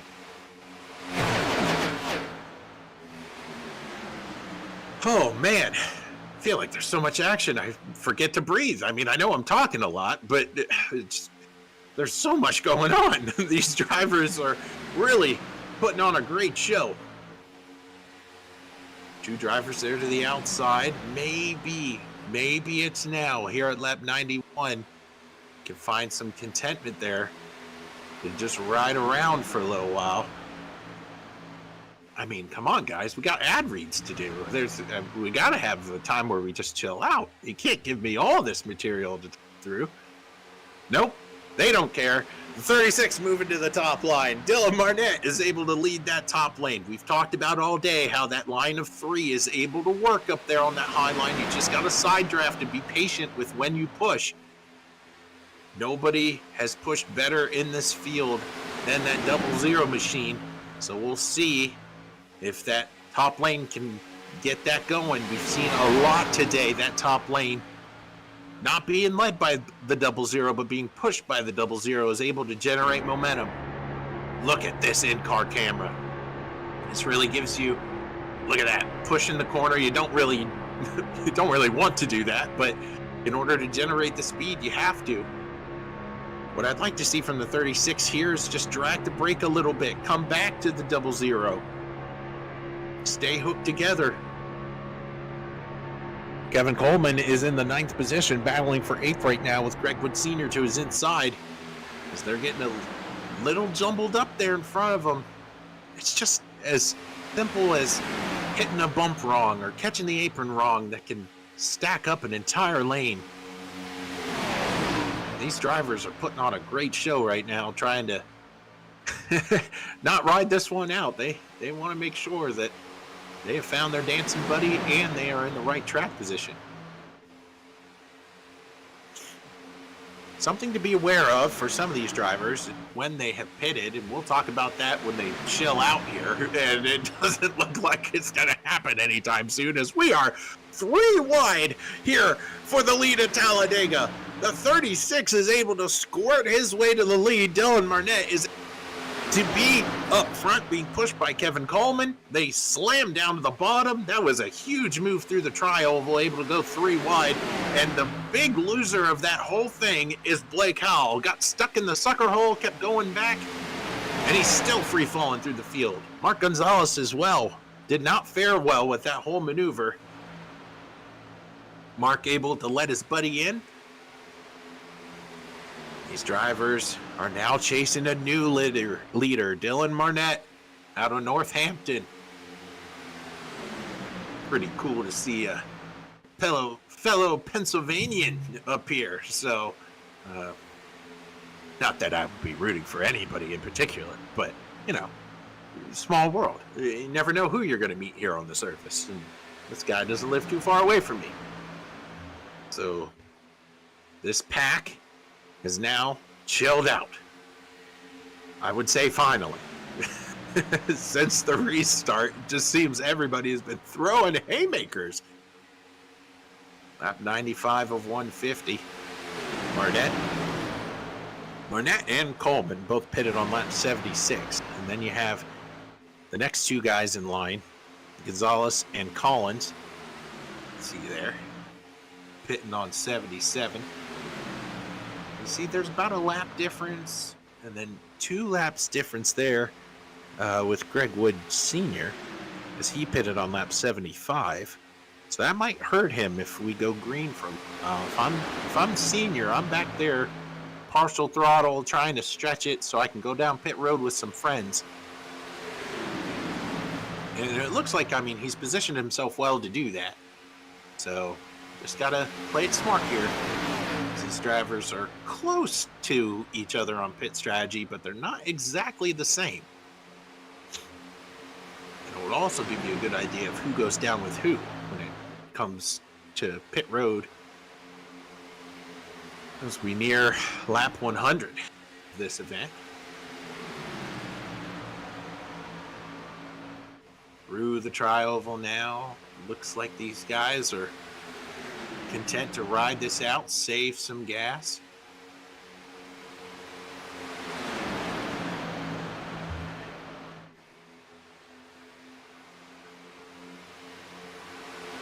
I want to talk to you guys about Cash 3D printing. They do custom printing. Cash Customs 3D printing. They are actually going to print a trophy for today's event. So if you're the winner, you're going to get a trophy from Christopher Cash and Cash Customs 3D Printing. Need some custom 3D printing?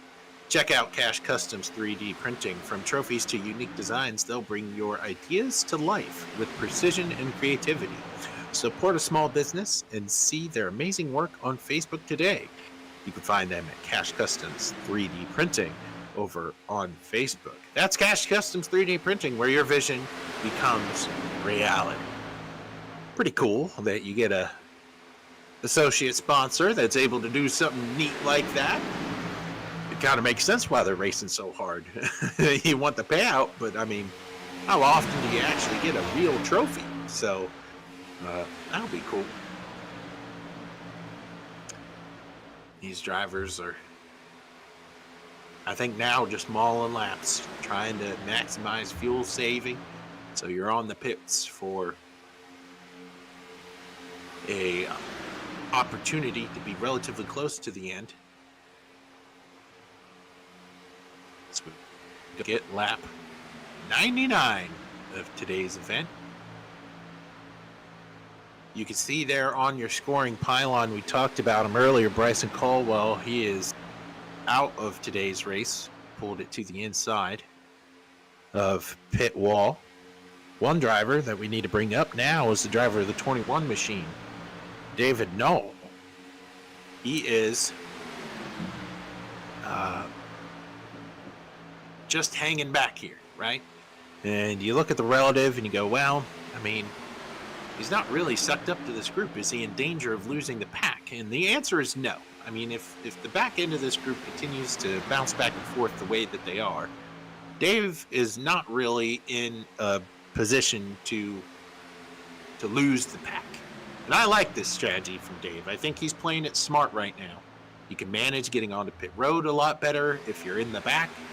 Everything just sort of happens in front of you. You don't have to worry about getting run over. So I like his strategy. As these drivers are continuing to log laps here, we are on lap 100 of this 150 lap event. We are going to go to a side-by-side, and you won't miss a thing, and we'll be back ready for pit stops here at the Tier 1 Racing League Fundraiser 400 at Talladega. Are you ready to take your Twitch and Discord experience to the next level? Introducing Easy Daybot, your ultimate bot for seamless interaction. Whether you're live on Twitch or chatting on Discord, Easy Daybot's dynamic responses open up a whole new world of possibilities. Engage with your community like never before through unique prompts, custom reactions, and endless fun. It's the bot that understands you. Make every day an Easy Day download now at easydaybot.com. When you want to be the best, you can't settle for the rest. For anything on iRacing, there's just one name you need: Makoni. We now provide the best of the best in setups, paint schemes, coaching, broadcasting, and event organization. With cars across all 4 license classes, we have what you need to hit the track with confidence. Grab a subscription and save money while going fast at McConeySetupShop.com/subscriptions. And remember, at McConey Setup Shop, there are setups, but your victories. Welcome to the Tier 1 Racing League, where precision, competition, and innovation come together to create the ultimate iRacing experience. Every race, every battle, and every moment in T1TS, T1L, T1X, and special events is brought to you by Tier 1 Studios, the premier destination for professional high-quality broadcasts. Tune in and experience racing like never before. Explore everything we have to offer at Tier1RacingLeague.com. From race schedules and standings to event galleries and league signups, it's all there at your fingertips. Yep, we'll cover pit road here. All right. As you can see, Ricky Gonzalez again on pit road. Oh my goodness gracious. Blake Howell barely misses him. What in the world? As the leaders now go down pit road, Ricky locked up the brakes. And we'll have to see if he gets a speeding penalty for the second time today. The leaders are on pit road.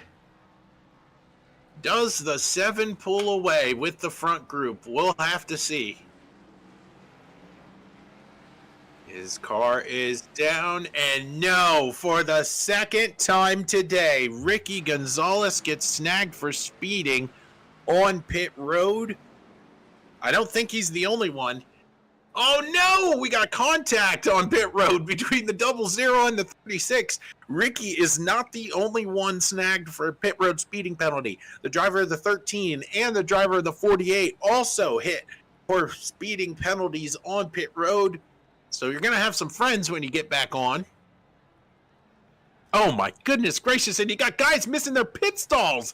The 36 way outside the box, and our leader at the time, the 00 of Kevin Coleman, missing his box. That bodes well for this trio of drivers. Caleb Collins, Greg Woods Sr., Jr., and Joe Hudson. I promise, I'm really good friends with Greg Jr. I know his name, and I know when I see his car, he's Greg Wood Jr., but I don't know why I keep calling him Greg Wood Sr. Taking a look here at Mark Gonzalez. Mark is on pit road again. He gets a pass-through penalty, and that is a speeding on exit penalty. So, my goodness, 4 drivers were on pit road for speeding. And it actually looks like Greg Wood Sr., he's still on pit road. Looks like he might be out of the session or getting damage repaired. So, I'm not quite sure what happened to him. Yeah, Greg Sr.'s in the car. Jared Magoon's on pit road right now. He makes his way down to pit road. Clean entry, parked it in the box, and he's... Okay, man, he's juking us out. He's blinking on pit road, and we're thinking he disconnected. But no, strong run there by the driver of the 48. But taking a look here, history loves to repeat itself, doesn't it? Ricky Gonzalez gets snagged for a pit road speeding penalty.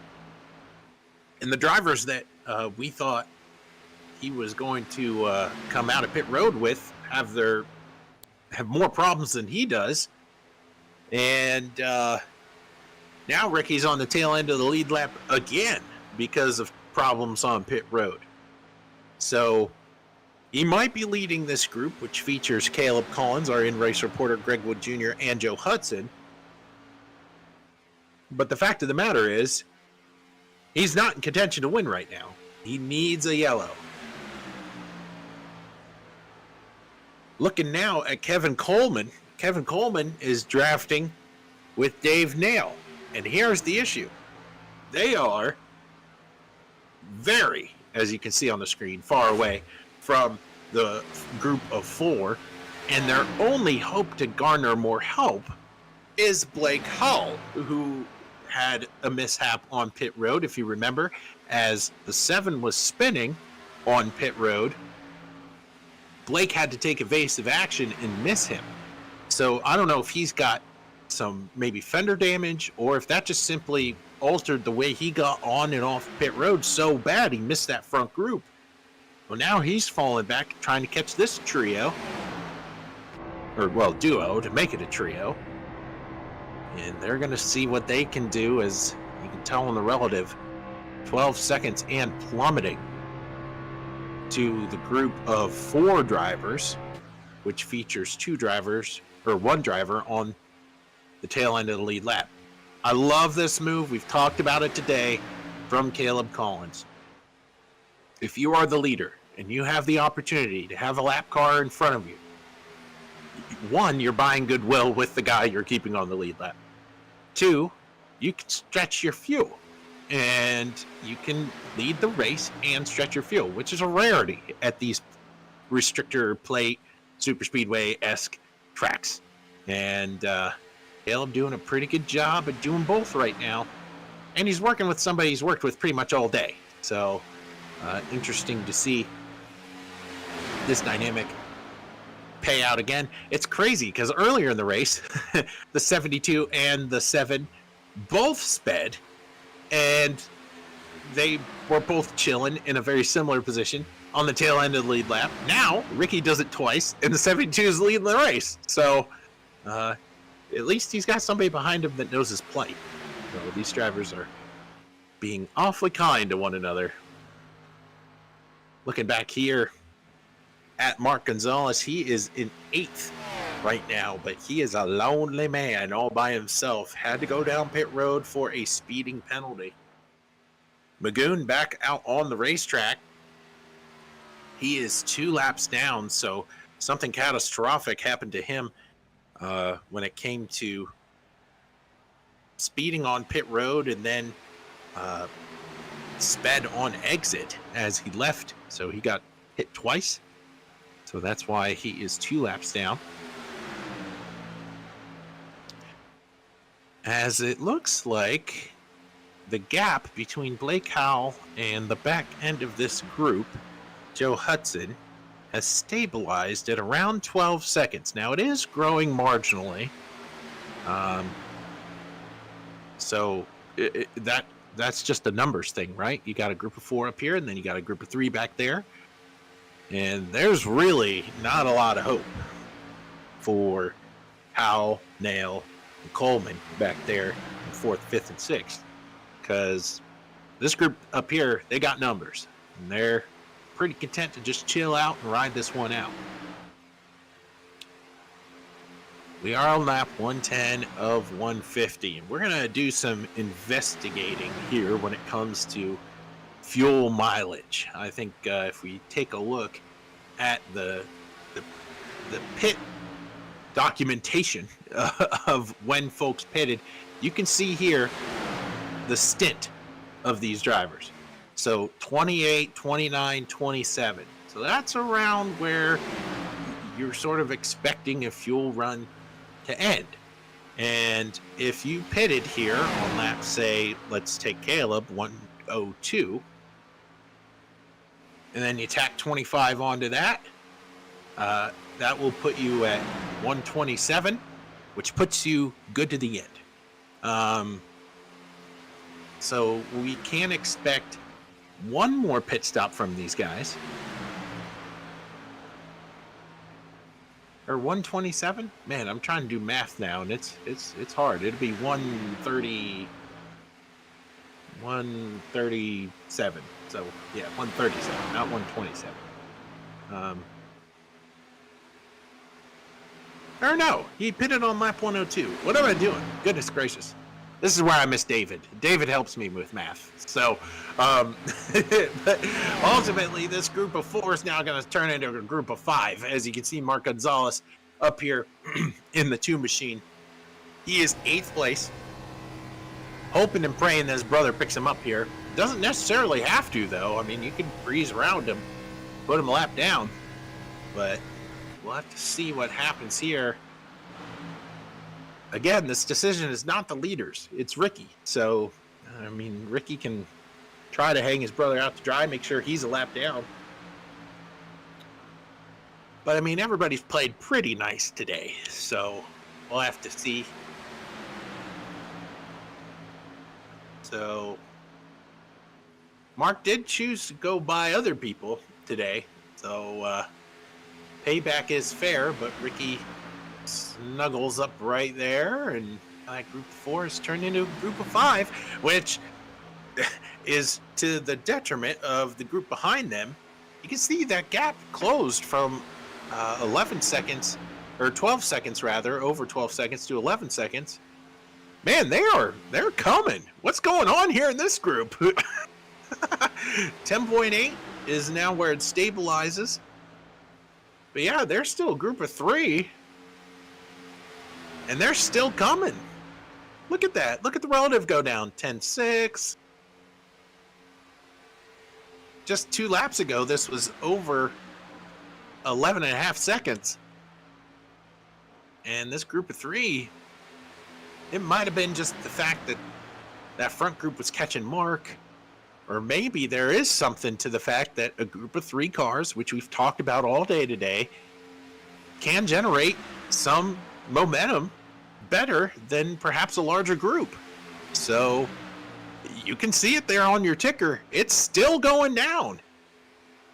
Oh man, are we gonna get another one?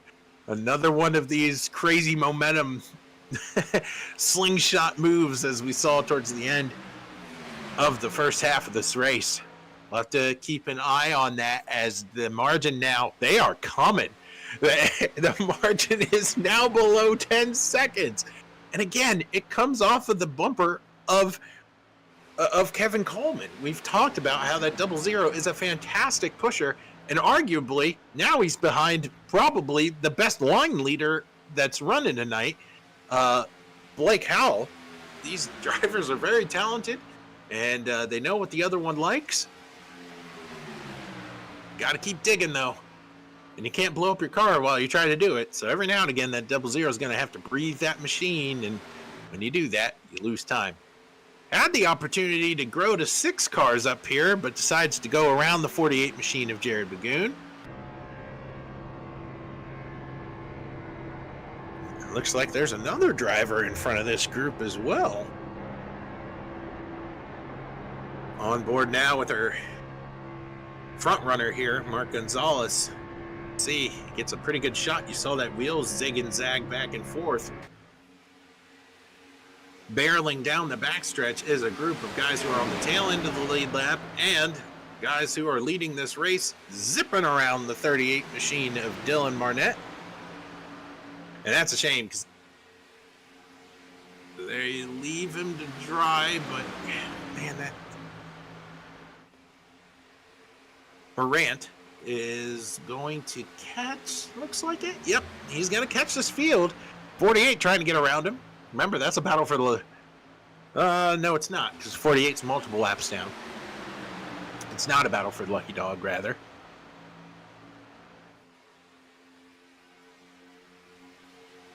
So these guys are trying to jockey for position as what was a group of 4 has ballooned to the chagrin of of Blake Howell, Kevin Coleman, and Dave Knoll. They were making some crazy time back here, but I don't think it's going to really materialize anymore because this is a massive, massive development in today's race where this front group is just continuing to pick up participants.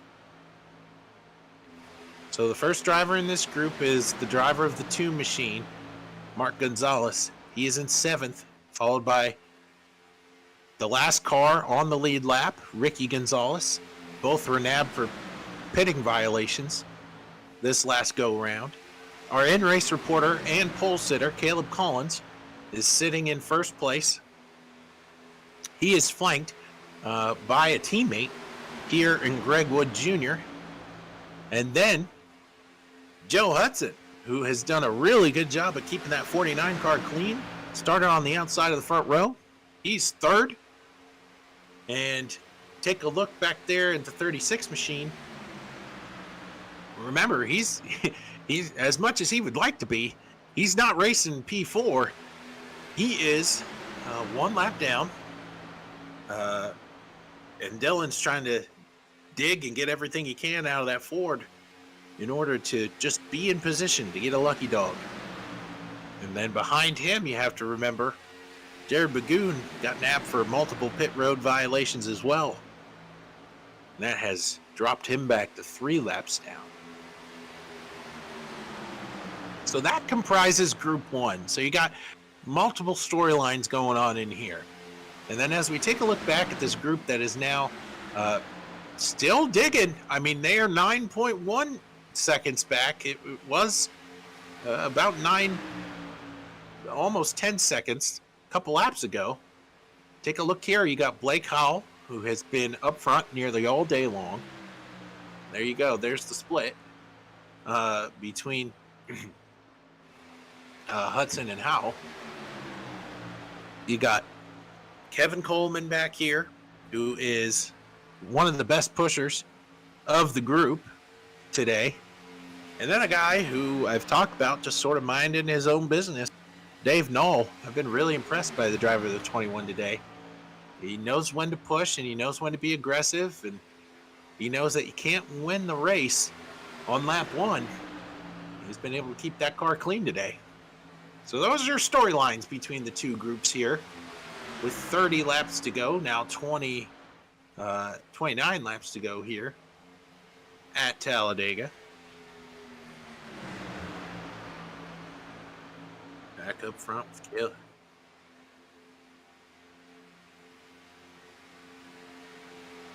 Back up front here with Caleb Collins. Something to make note of. We did talk about how your fuel window can come in just a few laps. Something to make note of is that this front group, although they are at, in theory, an advantage of drafting, but the relative shows that it is not, as the margin is now down to 8.3 seconds between third and fourth, or between first and fourth, rather. Getting onto pit road is a little bit more difficult here in this front group. So ultimately, when it comes to managing what is the money stop, this group here, they have a bigger task in front of them. Don't run over the people in front of you, and don't get run over by the people behind you. I'm looking for Ricky Gonzalez to actually just get onto pit road. He has shown twice today that he's got trouble under braking. So, turn that brake bias knob, Ricky. Do something different and manage to get onto pit road without spinning out. But these drivers who are contending for the win today, this is the money stop, and you've put yourself in a position, yes, to win the race, but in a more challenging position to get onto pit road. And we've seen it all day long. Green flag pit stops have produced penalties, have produced mishaps. This race is far from over. It can change in an instant as we approach the pit window, which is in just a couple more laps for these drivers. They are able to make it here when they get to lap 125.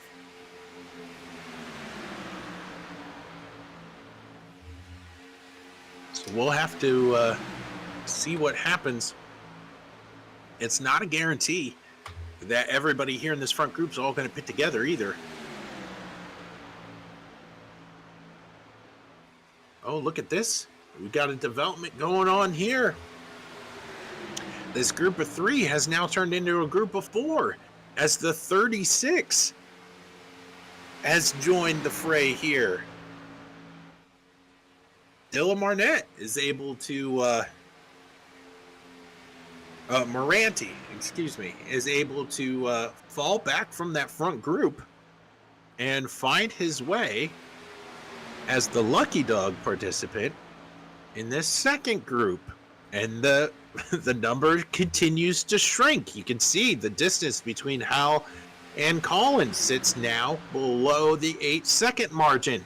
7.8, 7.87. These guys are still digging into the lead.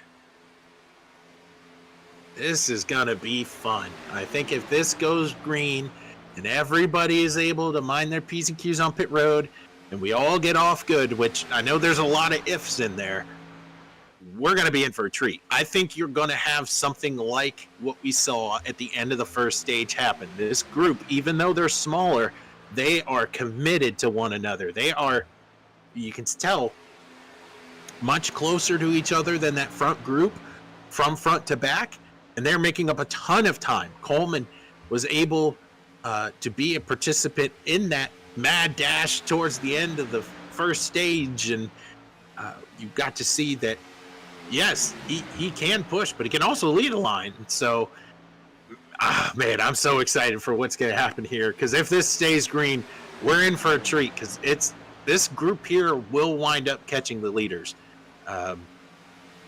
No doubt about it. I think if they get on and off pit road cleanly and get linked up again, you can make up a ton of time doing that. 25 to go here at Tier 1 Racing League's Fundraiser 400 at Talladega. And don't forget that Tier 1 Racing League is partnered up with McConey Setup Shop and McConey Entertainment. McConey Setup Shop is the home for setup, paint schemes, coaching, broadcasting, event promotion, and more on the iRacing service. Subscriptions available for as low as $8 a month. The official iRacing setup of the official setup shop of eNASCAR, and it's the official series sponsor of NASCAR C-Fix series. So, if you are interested in McConey Setup Shop, it has certainly paid dividends for Tier 1 Racing League, and these drivers really like the partnership with them. You can go check them out. 24 laps to go here as we approach what will be the money stop for these leaders. The storyline is, even though you got more people, that doesn't mean you're going any faster. 4th, 5th, and 6th, and including the lucky dog participant. They're catching this group. And I find this fascinating because it was ballooned to 12 seconds. And they have cut it all the way down to 6.3 seconds. They are coming. And even though they are vastly outmatched in number, it's the diligence of Blake Howell to hold a competitive line with Coleman's understanding of, I got to push the daylights out of this guy, which he's been very good at today. And then the other two guys in this line, just don't get in the way. Just make sure you are staying in line, don't push the pusher, and be as close to the front two as possible, and it is working. We are approaching pit stops. Hopefully, soon, we'll be able to see some decisions being made as the 48 pokes his way to the outside. Again, that's not helping this group either.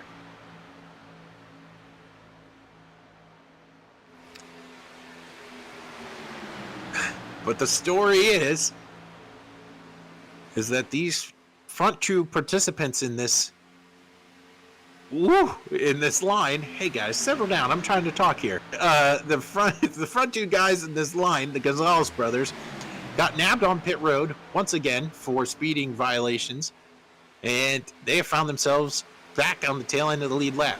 Somebody that happened to earlier in the race is Caleb Collins, who is the leader of this event. And you have the 48 machine back here of Magoon. He's 3 laps down going, hey, I gotta try to get one back the hard way. He's hurting this draft as, look at this, 4th, 5th, and 6th down pit road. We'll have to see if this group of 4 is able to get on and off pit road well. Did anybody speed?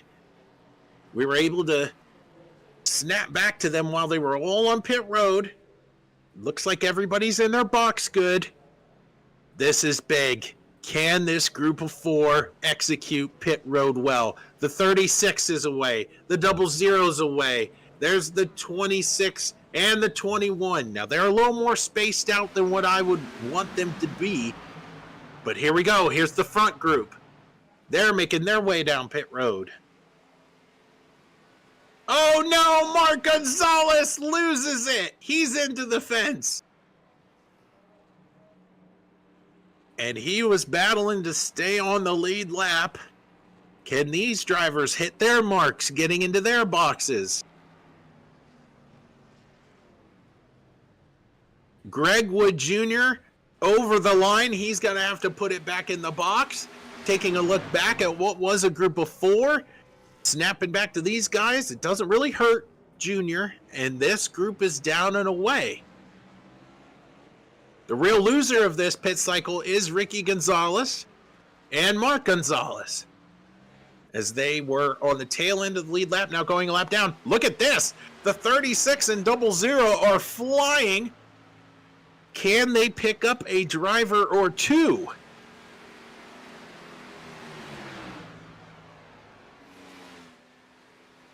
Morant is being pushed by the 00 of Kevin Coleman. They're able to make their way around Mark Gonzalez. And now we're just trying to figure out who is where. Blake Howell loses his wingman. And up front, you have Caleb Collins. Looks like Joe Hudson. They have found each other. But Greg Wood Jr. is not out of it because he's got the lap car now of Ricky Gonzalez pushing him. Oh man, what's gonna happen now with 19 to go? Our in-race reporter, Caleb Collins, said, I'll make it entertaining for you. I want to be up front towards the end of this thing. And we're just taking a peek as these packs sort of try to find their identities. You know, is there room to pick up a driver? Is there room to get more folks? This group right here, these two, are trying desperately to catch the front 4 before they really become a group of 4. And I don't think it's going to happen. And look at this. The 49 on pit road. What? Joe Hudson on pit road.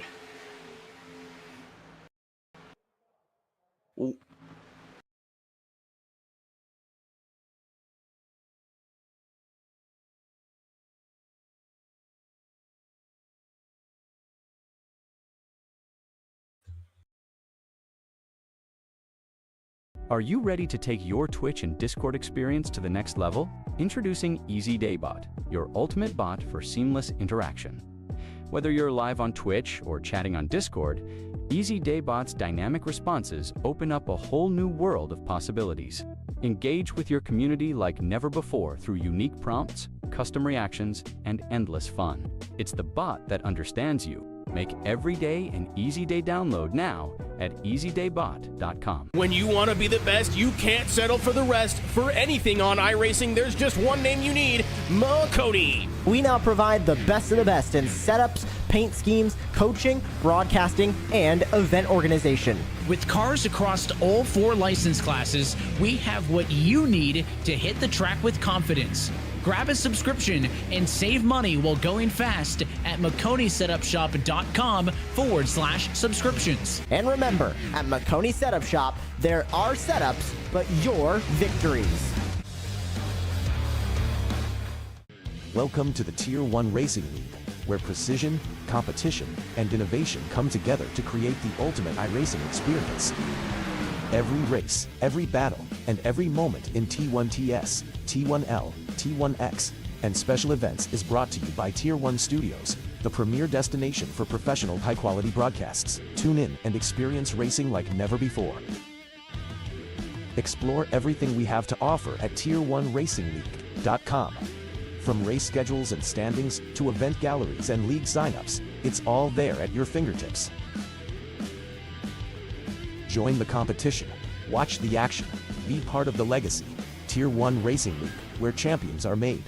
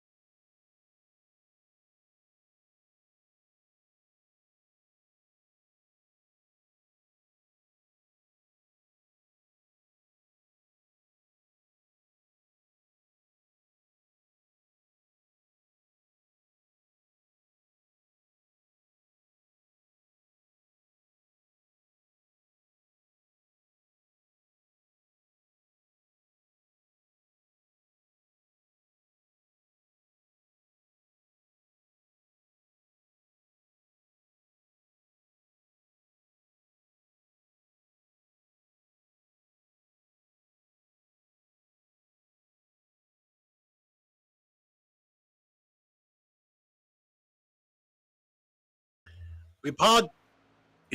We apologize for the break.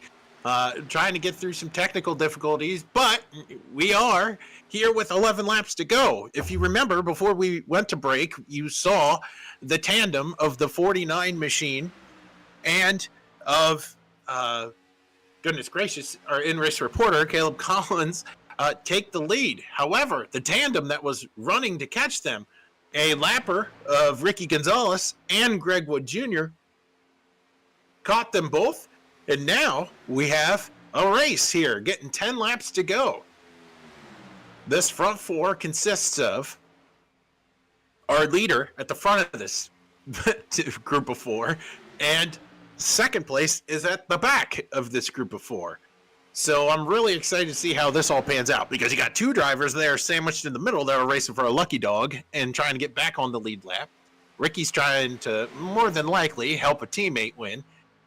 And as you can see, Caleb doesn't care. So Caleb wants to be able to be as close as humanly possible to get this win. So these drivers now are looking to cement their positioning here with 10 laps to go. I'm going to ask my producer, if he can, to mute his mic, because I keep hearing myself twice. As we continue with 9 laps to go. There's only 5 cars on the lead lap, which means Blake Howell and you have Dave Null, who are chilling in this big group. So while you were away, a group of, well, a bunch of guys who were pretty far away from the action all got together and said, we're going to make some action of ourselves. And we're going to try to get up front. And that's exactly what they are doing. Look at the gap between third and first, and you can see it's dramatically coming down. 3.3, or 4.3, 4.2. We're almost at 4.1 now. We are going to have a substantial race to the finish if they don't wreck each other. And that's a big if, with 8 laps to go. Can this group stay disciplined enough to say, we have to stop racing each other and give ourselves a shot? Coleman, Hal, and Null are all trying to put themselves in a position to make sure that they got a shot at winning this thing. Back up front, you can see the separation between first and second is exactly 1 Ricky Gonzalez long. And these drivers are trying to just maximize speed. They know the gap is closing between them and the group behind them. But as soon as I say that, Ricky's able to get a good push on Greg, and they've sort of ditched the 49 car of Hudson. And we've said all day long that group of 3 is sort of the sweet spot for Gen 6 racing. Perhaps these 3 are trying to do everything they can to just settle it themselves. It's going to be a tall order. But the data don't lie. This group here, as crazy as it sounds, can be at a disadvantage if they wind up racing one another. We'll have to see how disciplined the gap is with 7 laps to go.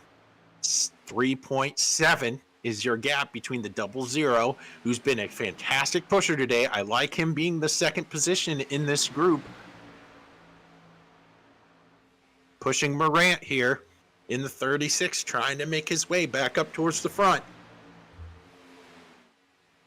Kevin Coleman's been excellent at forming lanes and not being the leader, but being the second guy in maximizing speed. Gap now stable. It's 3.6. Doesn't quite look like they're gaining on the front.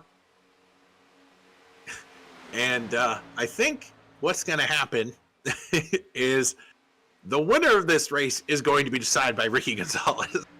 Because if he pulls out and tries to bring the 72 with him, more than likely Greg loses. But if he stays disciplined to the back of Greg, then Greg will probably win. As we have a caution as these drivers are fanning out, we have a caution. Take a look. It happened in this back group, and it is Blake Howell. Oh, no, this changes everything. Look at him getting bottlenecked up. Oh, hard hit by the 26. And it looks like that's contact with Dave Knoll. That's a shame. Man, that was shaping up to be something special, wasn't it? That group was doing everything they possibly could, but you have to go. And it just looks like an accordion effect gets them. The 2 gets off-centered. The 26 tries to miss him. 21, nowhere to go. Into the fence. Well, this changes things, doesn't it? 4 laps.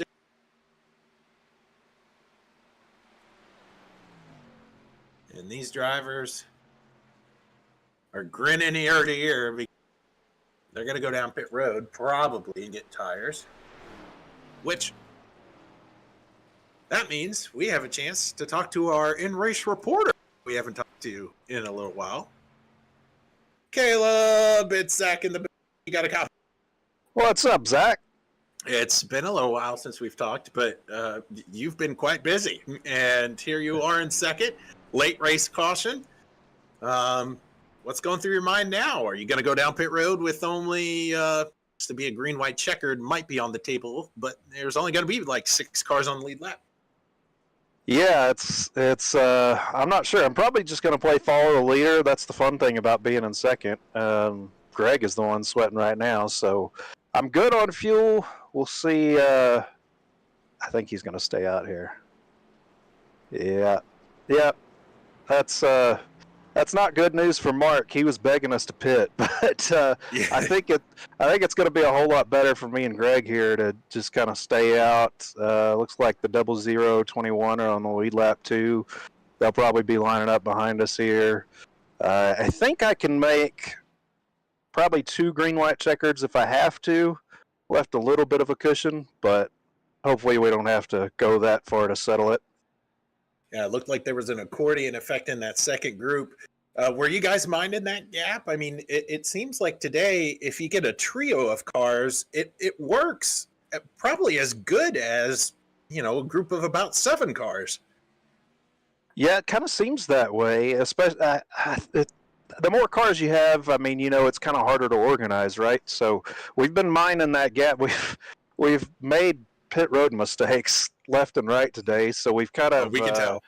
Yeah, I know. So we've kind of had to pick up teammates, or try to help teammates out wherever we could. So we've had to pick them up and be really aware of the gap behind us. That last run though, we knew we were good on full fuel, so we were running full throttle, and just listening to Blake, sounded like they were probably starting to catch us. He thought they might be able to get to us like right at the end, but yeah, we were full throttle that time. All right, well, we'll let you go, bud. Get locked in and prove to Greg Wood Jr. that the commentator's curse isn't actually real. So go out and do it. Well, I tell you what, Greg looks great today. I think he's got the best car in the field. Whatever other commentators' curses we can put on Greg, I'll do my best. Y'all have fun watching. All right. And that was Caleb Collins, our in-race reporter, gambling, staying out. And ultimately, that's not going to cost these guys too terribly. Blake Howell able to stay on the lead lap. That is huge. He used his fast repair on pit road. He's back. Ricky Gonzalez getting the lucky dog. So there will be 6 cars on the lead lap. Really excited to see how this one shakes out, as now you have some lap cars that are going to decide the destiny of this event.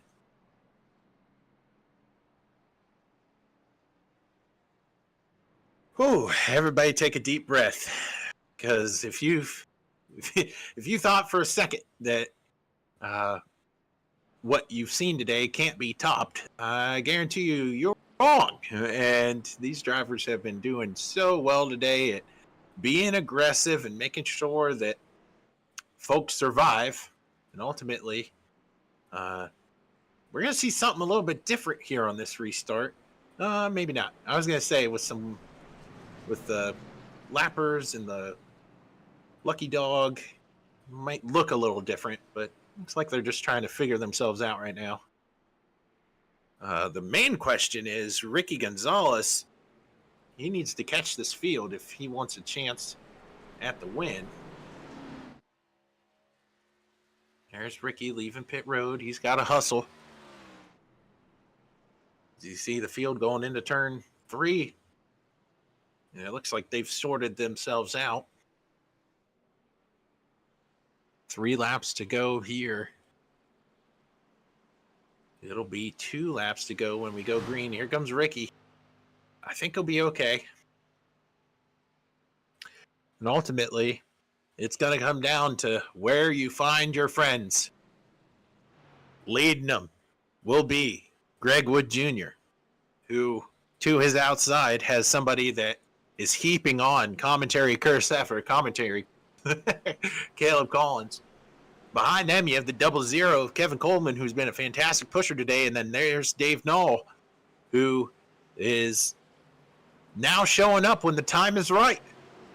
Lots of storylines here throughout the field. We'll see how this one shakes out. And we'll see if lap cars are able to determine the winner today. Getting ready in the restart zone. Going from 3 laps to go to 2 laps to go. We're back green here in the Tier 1 Racing League Fundraiser 400. Wood gets a good jump to the outside. He's going to pick up his buddy Collins. You have a great pusher here in Blake Howell pushing the 00 machine. Side by side for second as Collins looks to get the run from Null on the outside. Pied Piper Jr. out front, trying to block both lanes. Thundering down the backstretch. They are 3 wide for the lead at Daytona. 4 wide here further on back. Are they going to survive? Oh my goodness. It looks like it. Can they get the white flag without wrecking?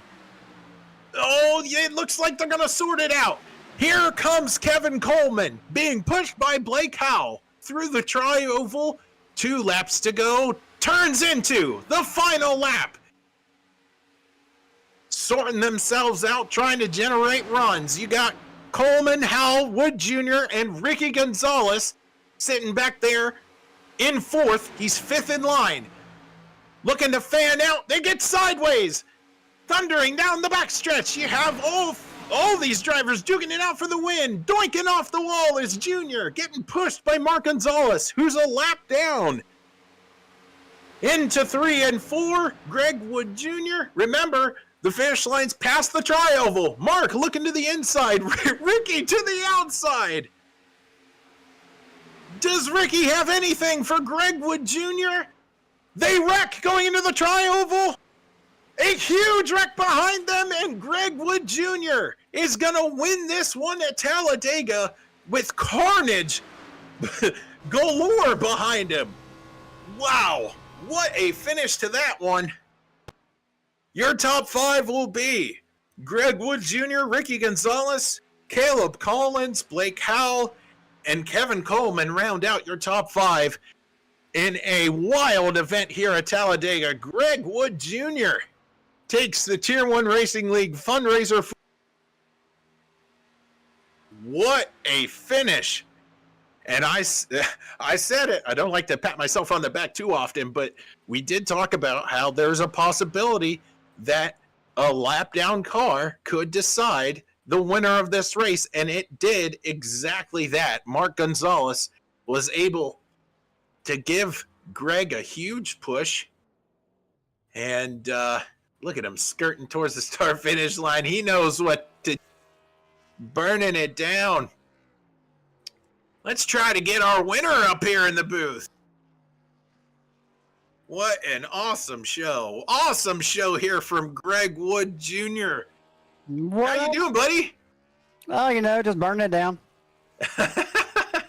Well, you got a huge push. We're talking about in the booth how a lap car might very well decide this one. You got a big push from Mark Gonzalez. How were you able to pull this one off? There was chaos and calamity behind you, but it looks like Mark became your best friend there at the end. Actually, I think Mark was trying to give Ricky a tow to get around me. And I thought Mark was on the lead lap, and I looked down. I was like, oh, he's a lap car. I'm blocking the wrong car. I seen Ricky go up, so just did the best I could to cover both lanes, even though Mark really didn't count. Whew, that was a fun one. I finally got the monkey off my back. Yeah, that 67 machine looked really fast all day long. What's your opinion about driving these Gen 6 cars? I mean, we talked to some guys today, and they said, I don't really got a lot of time in this car. It's been a little while. Talk to the folks out there about what it's like to drive this generation of NASCAR.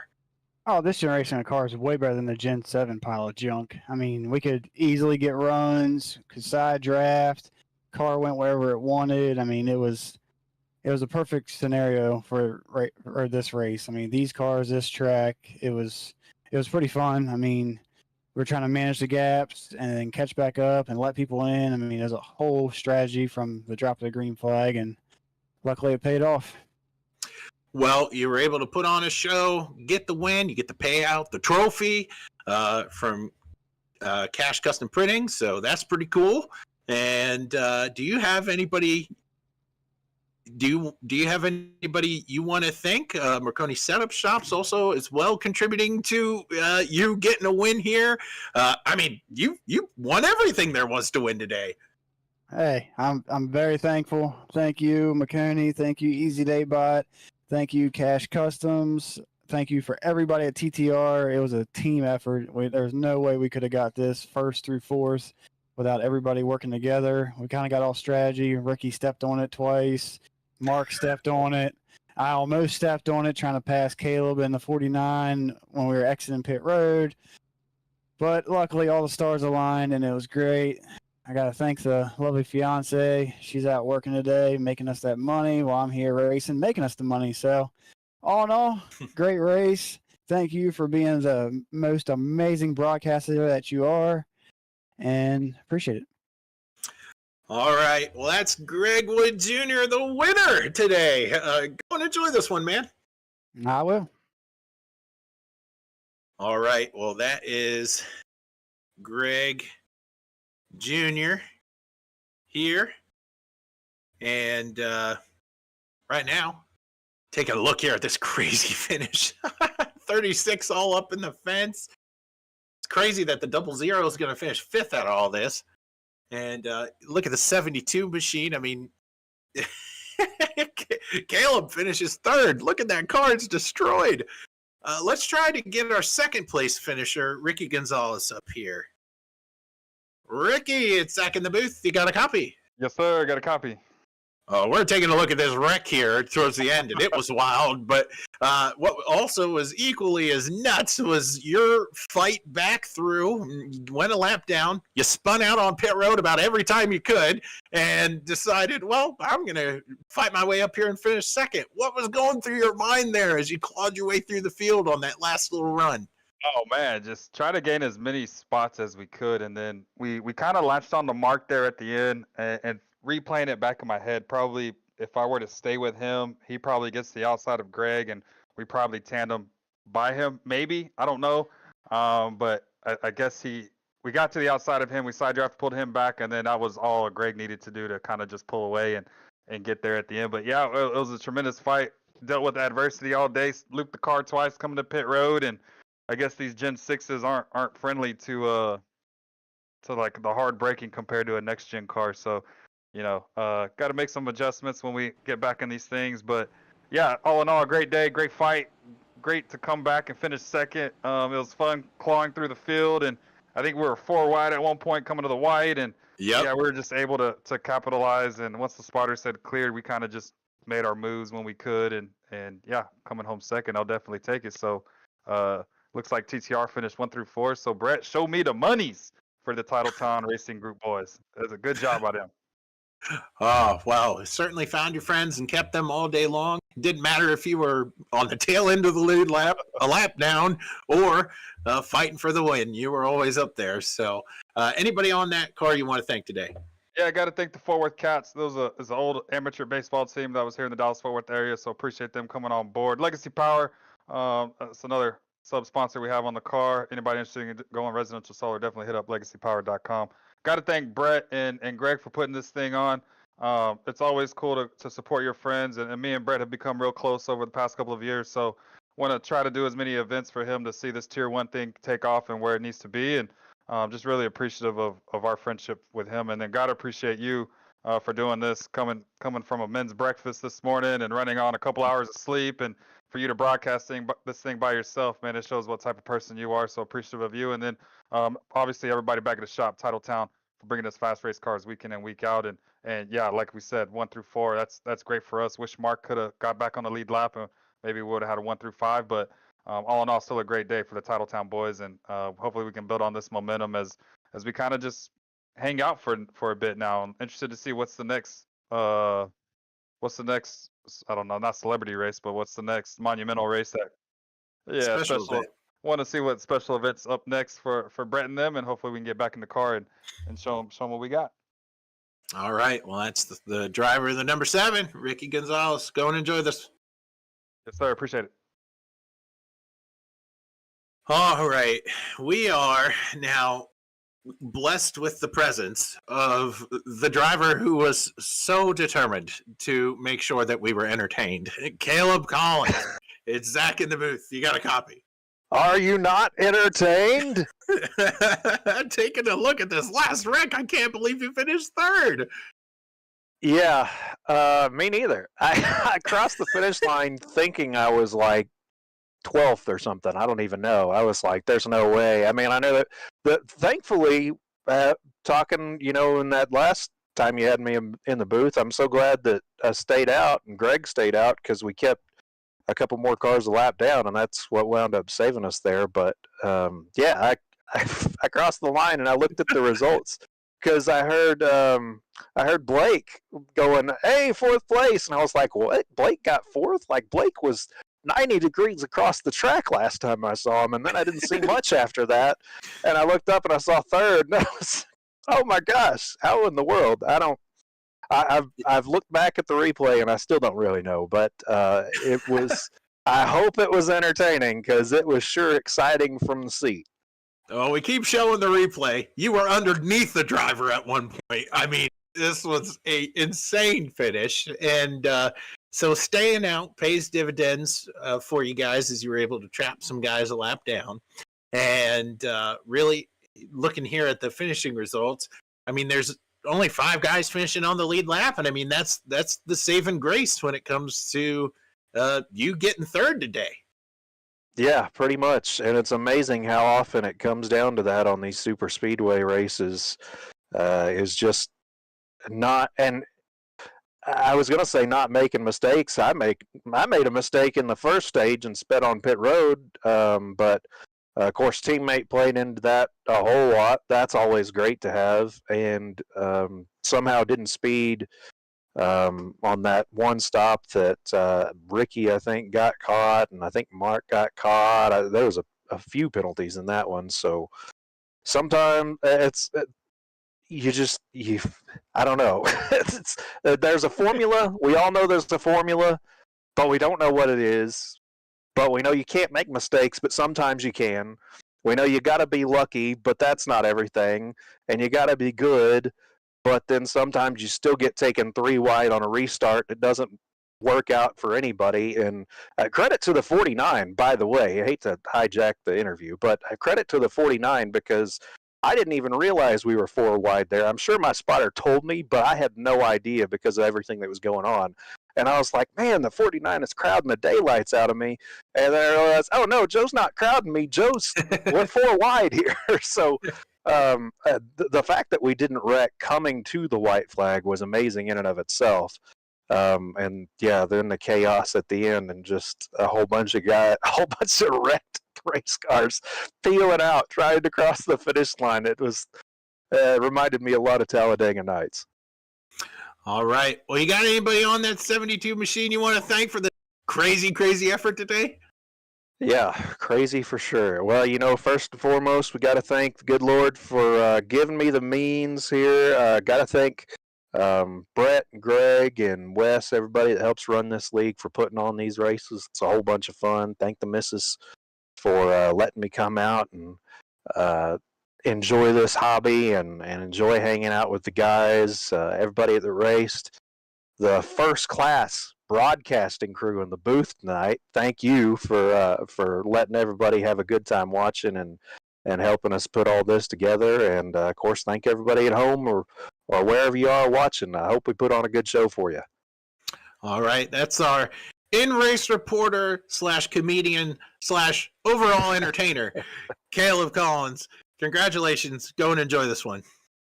I will do my best. I think I'm headed straight for the shower because, buddy, I'm sweaty. All right, take care. Let's take a look at the finishing results for today's Tier 1 Racing League Fundraiser 400 at Talladega. Greg Wood Jr. pulling off the victory. Ricky Gonzalez and Caleb Collins, all those guys were able to be gracious with their time and hop into post-race interviews. Blake Howe, as you've seen in that crazy wreck, was able to come across the line fourth, followed by Kevin Coleman in the 00 machine. Those are your drivers who are going to finish on the lead lap. Dave Knoll finished his sixth. Mark Gonzalez finished his seventh. Joe Hudson, we talked about him in Caleb's interview, finishing eighth. Dylan Morant is going to cross the line ninth, one lap down. Unfortunately, Jared Magoon was not able to get those 3 laps back, and he is trapped in the 10th position. But overall, he was a strong pusher most of the day today. Greg Wood Sr., trouble befell him earlier in the contest and wasn't able to recover from that. But he did have a strong run, leading some lines today, finishing 11th. Bryson Caldwell, 12th. Angel Rodriguez, 13th. And Jordan Barub finishing 14th for today's event. And ultimately, we want you guys to know how much we appreciate our sponsors here at Tier 1 Racing Leagues, and predominantly one of them being McConey Setup Shop and McConey Entertainment. You can find them at McConeySetupShop.com, the home for setup, paint schemes, coaching, broadcasting, event promotion, and more on the iRacing service. Subscriptions for as low as $8 a month. It's the official setup shop of eNASCAR, and it's the official series sponsor of the NASCAR C Fixed Series. Really, really thankful to be here today and to give you guys some awesome racing here from Talladega. I want to thank Brett over in production. He did a great job today. He had some curveballs thrown at him and was able to figure some things out. Thank you, Tier 1 Studios, for being such gracious hosts and allowing me to come back here and broadcast this thriller of a race. We hope you enjoyed your afternoon. We hope that this show is something that you're able to tune back into. So go find Tier 1 Racing League and their Discord and get connected to what's going on here in the different racing disciplines here at Tier 1. For everybody here at Tier 1 Studio, my name is Zach Woods, and I want to thank you for tuning in today. Have a great evening, everybody.